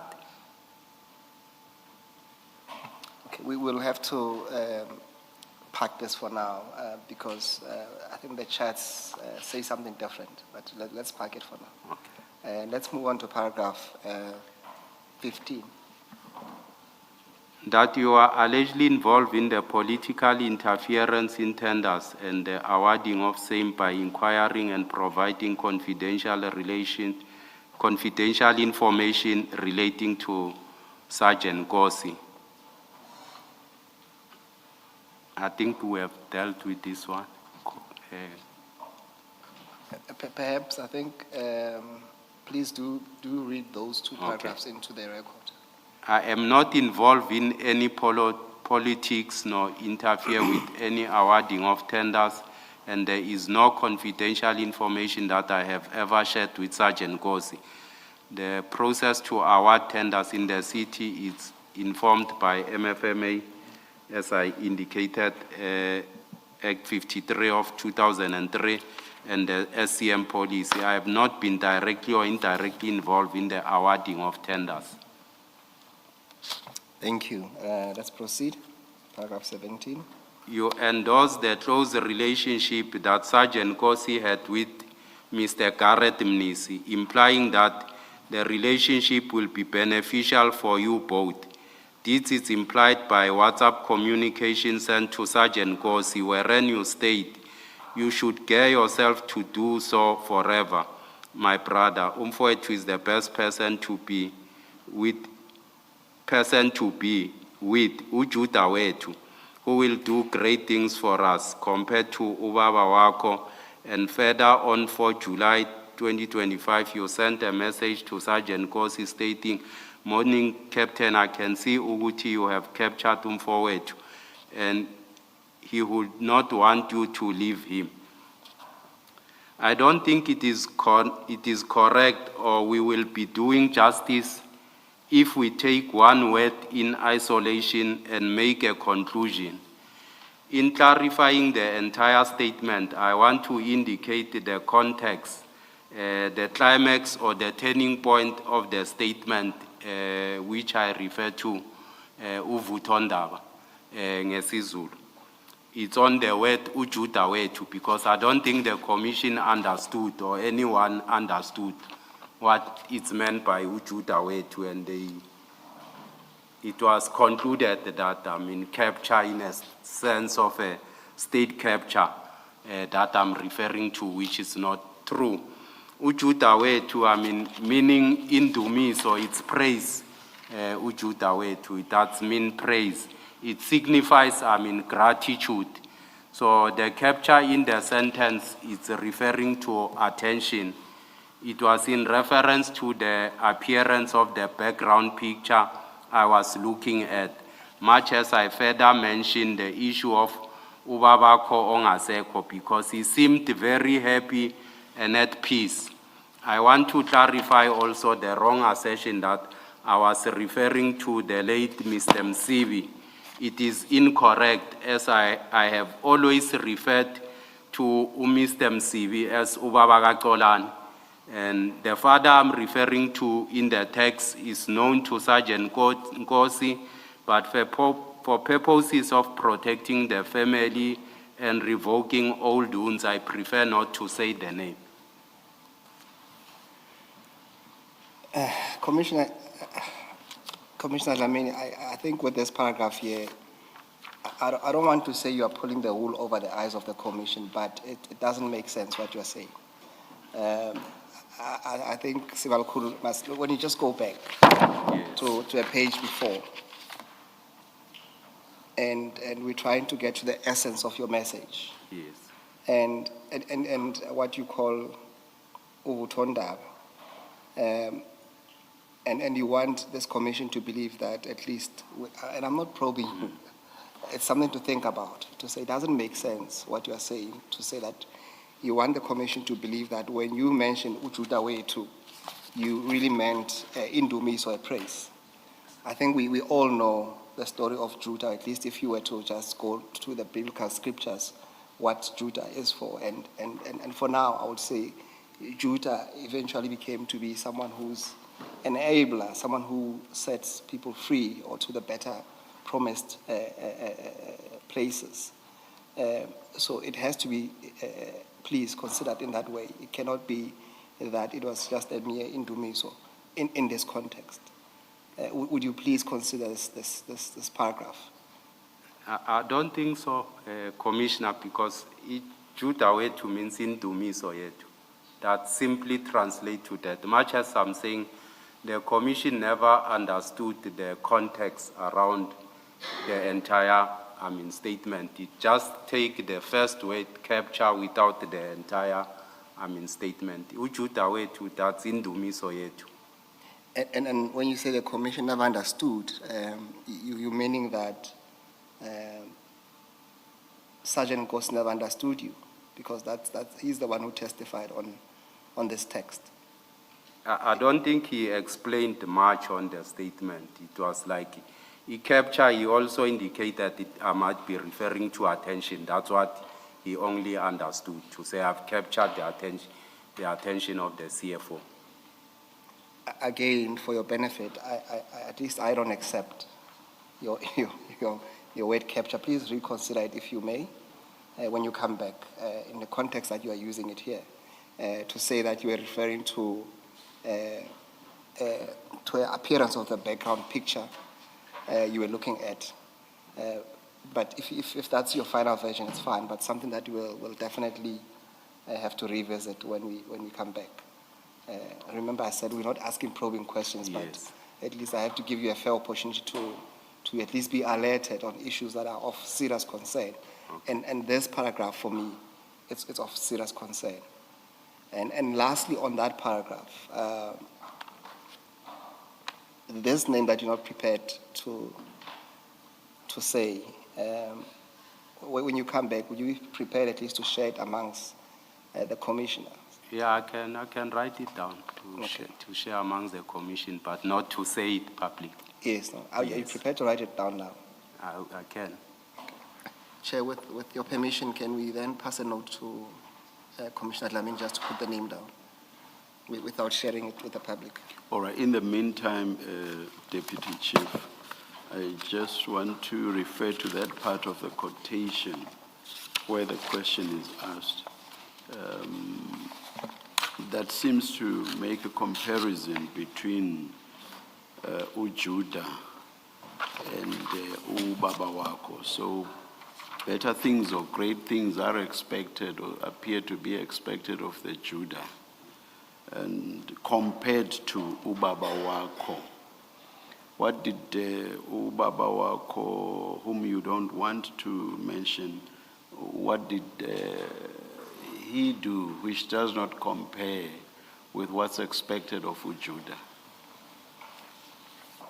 As I indicated, Commissioner, I have a long history with Ngozi, and there was a father we consider to be, there was someone who played that role, so whom he never seemed to be happy Also, so much. also meaning that person was not the biological father. Yes. It's not a biological father. Just a minute.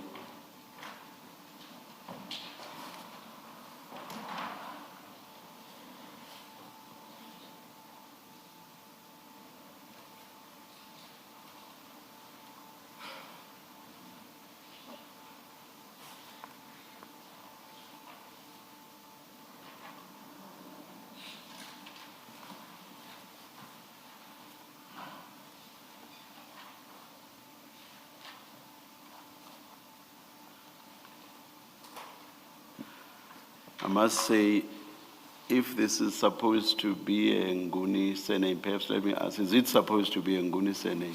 But I hope it is not being read. Is it? Yes. No, is it supposed to be a Nguni It surname? is.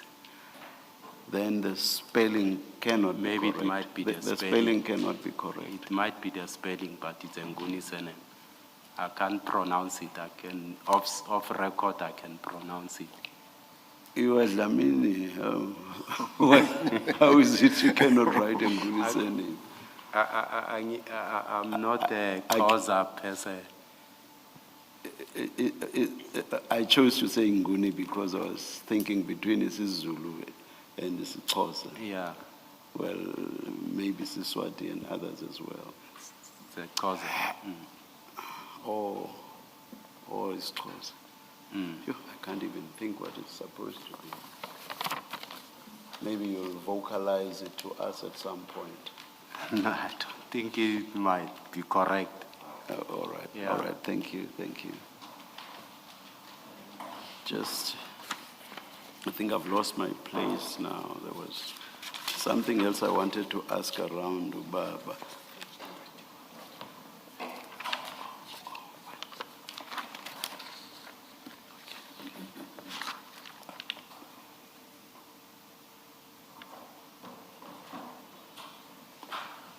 Maybe let me leave it there, but at some point, rather than just give us the name, at some point, you may have to explain to us what this was about.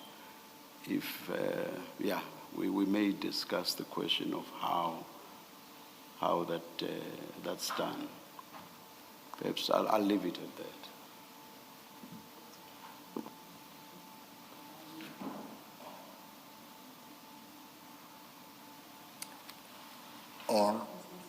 Yes. Thank you. Deputy Commissioner, just so that I understand, your explanation of Ujuda Wetu, you say Indomiso praise, it signifies gratitude. Yes. So would I be understanding it correctly if I read that part of the WhatsApp exchange to say it is an expression of gratitude that Umfowethu will do great things for us? Yes. It must be that Yes. you're saying gratitude Yes. that Umfowethu will do Yes. great things for. And Umfowethu in this case is the CFO. Yes. All right, thank you. Yes, Mr. Musigiri. Thank you, Chair. Deputy Commissioner Dlamini, is there anything you want to add on that paragraph? Or are you satisfied? No. Can we then move to paragraph 18? Yes. It is alleged that your involvement in corruption arises from WhatsApp communication exchange between yourself and Sergeant Gossi, which created the inference that you interfered with and exerted influence over the processing of invoices within the City of Tshwane Metropolitan Police Department, in particular, your message stating in those transcripts. On the 4th of March 2024, I received a call from Sergeant Gossi indicating that he was with the CFO and he requested to speak to me. I then spoke to the CFO, who indicated that Mr. Mpofu is not getting help from the department with non-payment of invoices, that I should assist in resolving the matter. The next day, I talked to Mr. Mpofu and he forwarded me the emails he has been sending to the department, of which I was not copied. I then liaised with my section to get more information and discovered that indeed there were outstanding invoices for a period of 6 months which were not processed, starting from July 2024 to January 2024, Annex Char F. We already dealt visited with this one. Paragraph F, so we don't Yes. need to go there. Then let's go to paragraph 18.1.1. It is alleged that you were influenced by Sergeant Gossi due to your personal relationship and proximity in escalating and assisting with invoices allegedly owed by the city to Gubi's 85 Solution in getting paid.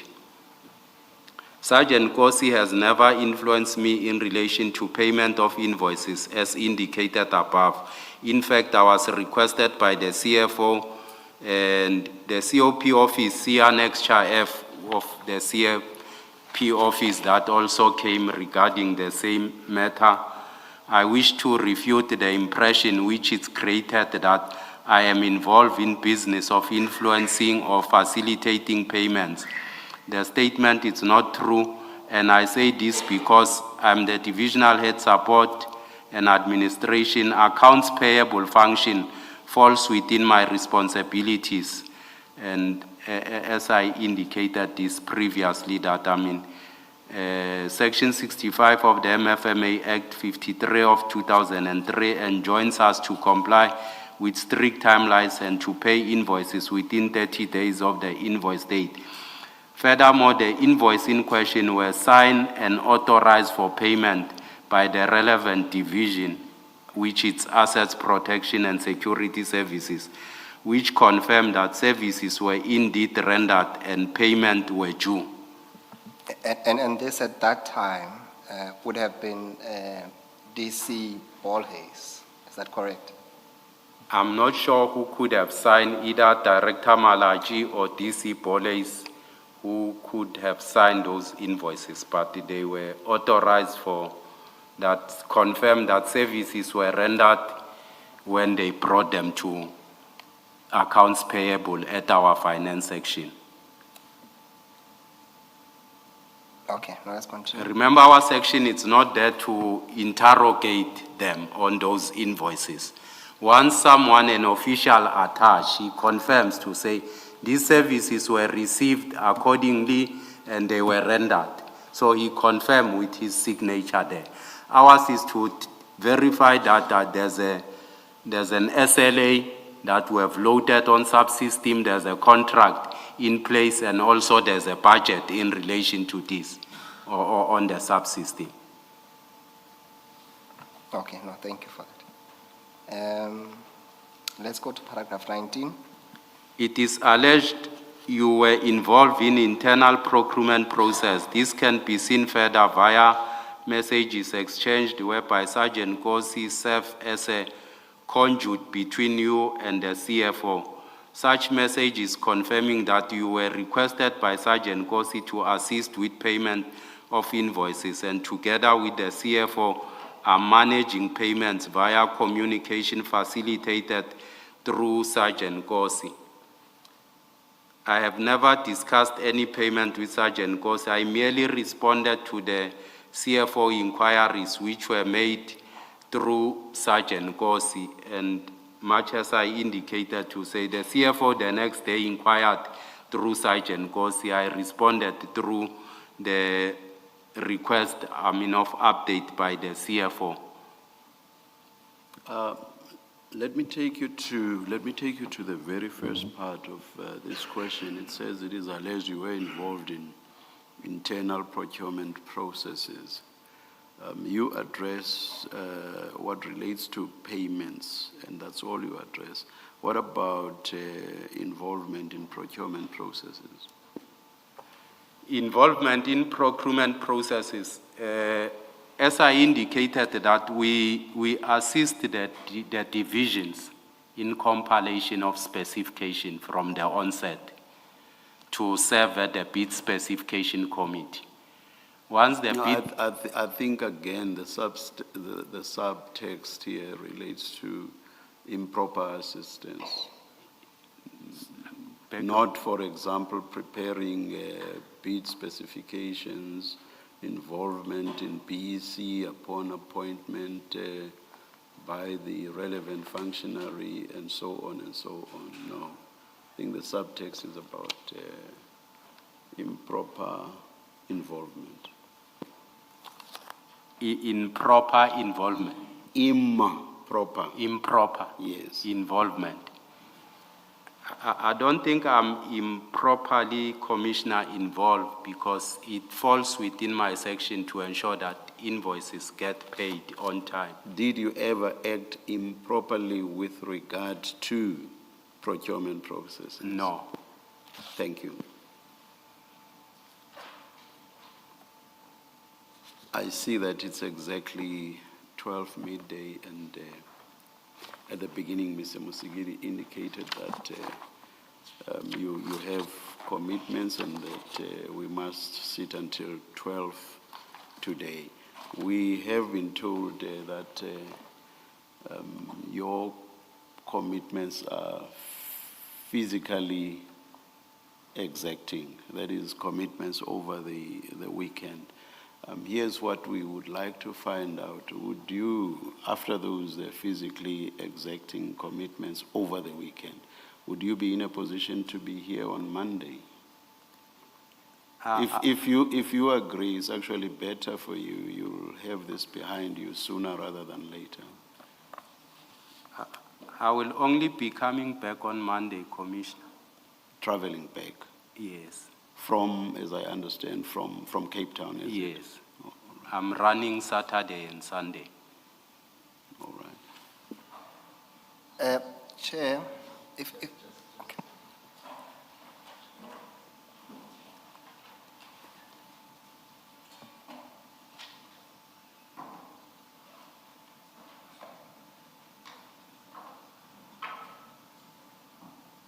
Yes, Mr. Musigiri? In fact, I'm in your hands, Chair. I just looked at what's left of the statement. We- It might take some time. Yes. Deputy Chief, we are at 22 and the document runs up to 26. Is it possible just to finalize this, please? Yes, Let us- Commissioner. let us do We that. can do so. Yes. Thank you, Chair.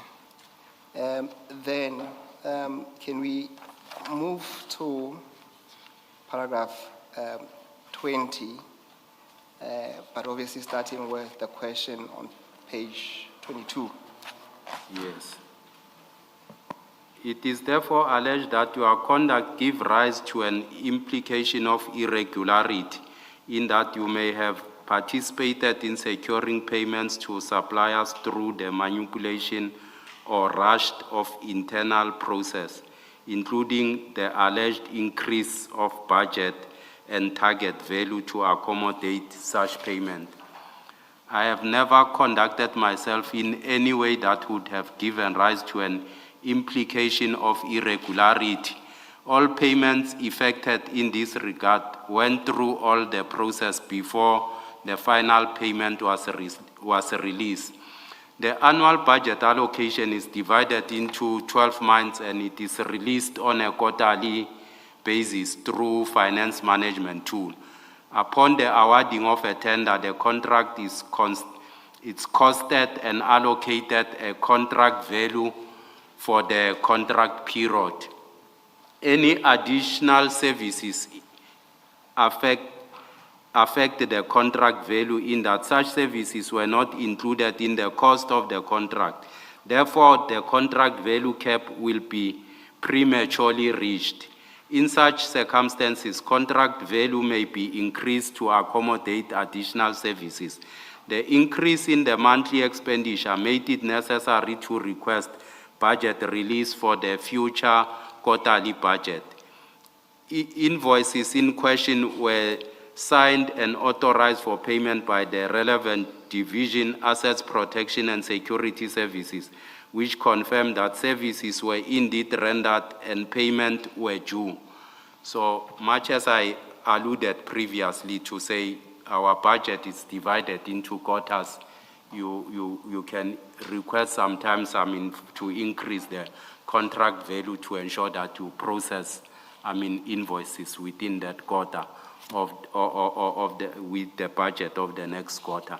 As I indicated with the earlier example I made with regard to the issue of dogs attending, then the value is high, you need to request to an increase of the contract value.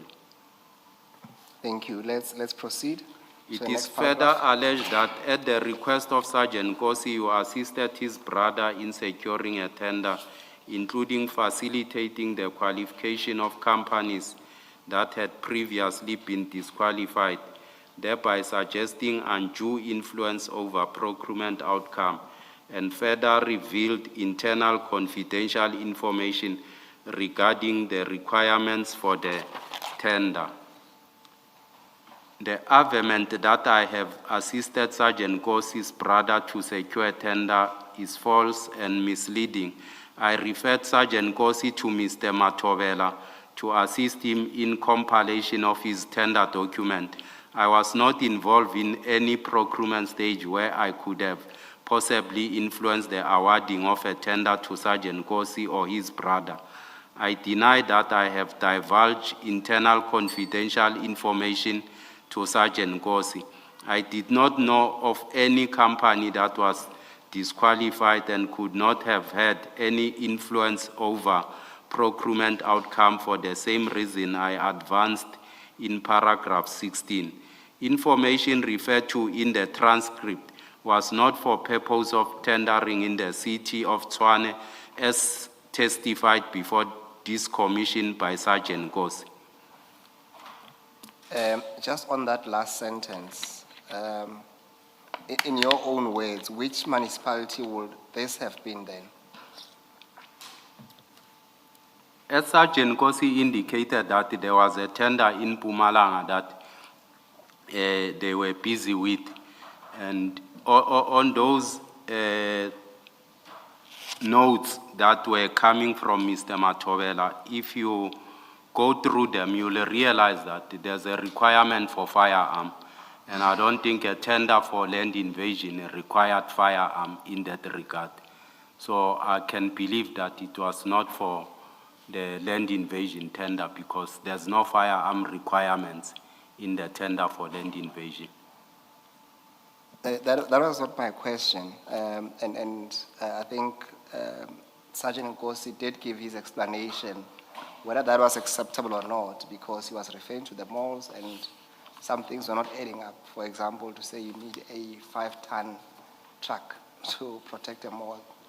But what I'm asking you is that according to you, if this was not for Tshwane municipality, which municipality or entity was this tender for? I wouldn't tell whether it was for which municipality or provincial government or which municipality. What you are saying about it was not for Tshwane? Is that what you're saying? That's the information Mr. Matovela gave me to pass it to Sergeant Gossi that he required. I never questioned him.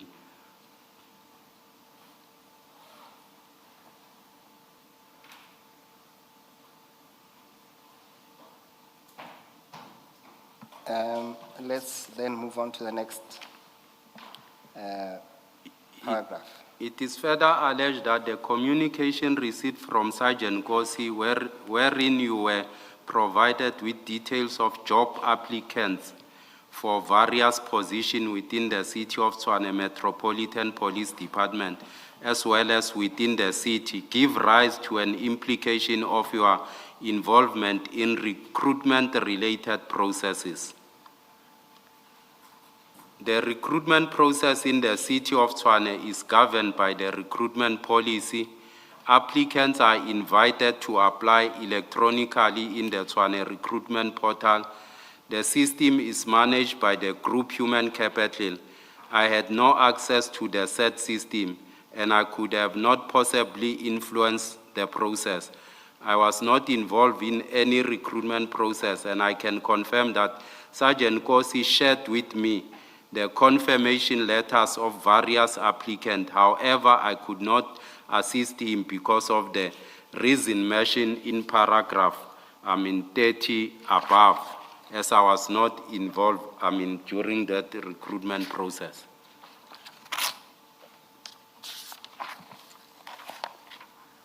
Okay, But I think I need to further state these commissioners to say they were indicated as confidential document. They are not confidential document. These are confirmation letters that when I apply, I get as a person to say they confirm I have applied in that regard.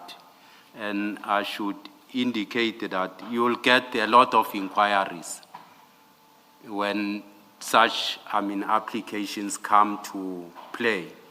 When the adverts start, you'll get people calling or sending the advert, whether confirm whether is it true, is it a bogus advert or whatever the case it might be. I mean, the material conditions in our country have made it, I mean, such that you will receive, I mean, a lot of inquiries. I mean, you'll get it from colleagues, family, whoever, with the hope that you might assist them. So these are just, I mean, confirmation letters that, I mean, get sent through to applicants. Maybe remembering the evidence incorrectly, Sergeant Gossi sent you certain information for you to confirm or with whatever assistance he required.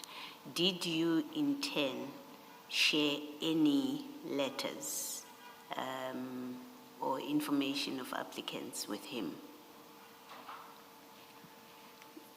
When he said I must check with him, much as I indicate to say, applicants becomes disparate, Commissioner. For instance, let's say when the recruitment process starts, they hear that a certain number has been called at the college to come either for physical evaluation. Those who have not yet received SMSs, they will either call, inquire to say, we are not called. Then I'll check to say, what is the process? Then I'll be told they are being called in batches. I'll convey such information to those people to say they are calling either from surname A to E. It goes in batches and so forth. You'll get such information where people request you to say, can you confirm either, I mean, everyone will be called or what? I'll confirm everyone will be called. Those who can run, qualify, do whatever, then they'll go to the next stage and such. The direct answer to my question is you have not shared with Sergeant Gossi any information of applicants? No. Okay, thank you.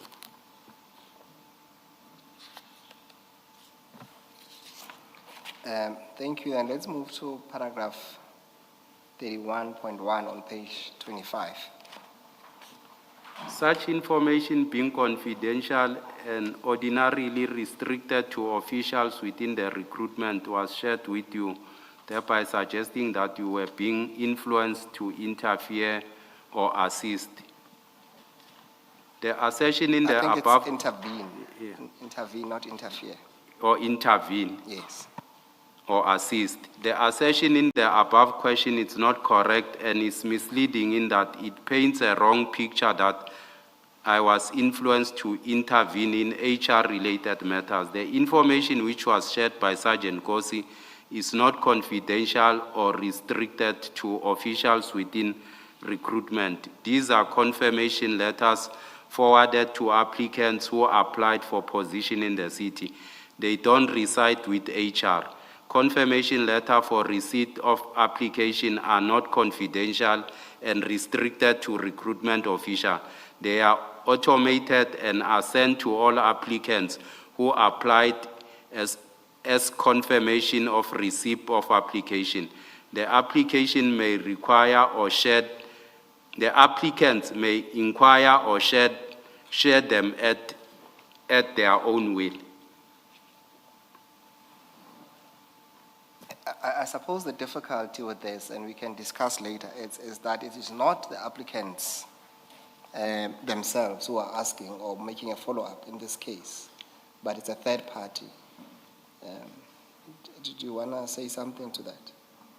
Yeah, perhaps we can engage on that at a later stage because, as I indicated, their parents will share with me to say, my son has applied, can you check for me? Which is not an applicant. So maybe we can engage on that one. Yes. Let's go to paragraph 31.2. It is also alleged that you engaged with and assisted in addressing inquiries relating to these applicants, which created the inference that you exercised or were perceived to exercise influence in respect of the recruitment process when you are allegedly confirm you will check. It should be placed on record that I receive a lot of inquiries, either to verify the authenticity of the job advert or other processes during recruitment. E.g., if the email received were from our HR or bogus email, and I do assist with confirming such, there is no influence that I exercise in recruitment process, nor preferential treatment that I have given to others. All right, continue to the last paragraph.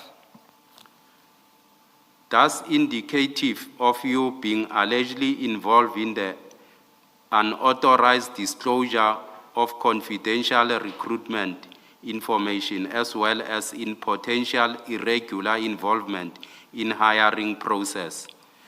I have never been involved in the unauthorized disclosure of confidential recruitment information, as well as in potential irregular involvement in hiring process. The recruitment policy places a duty on duly appointed panel members to declare interest and sign the confidentiality clause during selection process up until the appointment are finalized. Chair, that will be the end of at least this leg of the testimony, where we have gone through the both statements of Deputy Commissioner Dlamini, and perhaps this will be an opportune time to adjourn until a date that has to be arranged. So a subpoena will be issued for the Deputy Chief's next appearance. Indeed, so, Chair. Thank you.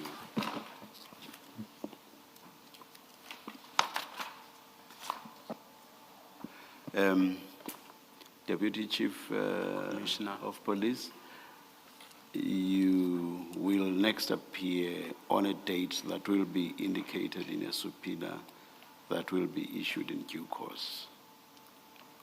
Thank you for now. Thanks, Commissioner. Thank you. Let us adjourn until 9:30 on Tuesday, and that's because the witness that was scheduled for Monday is suddenly not available. Let's adjourn.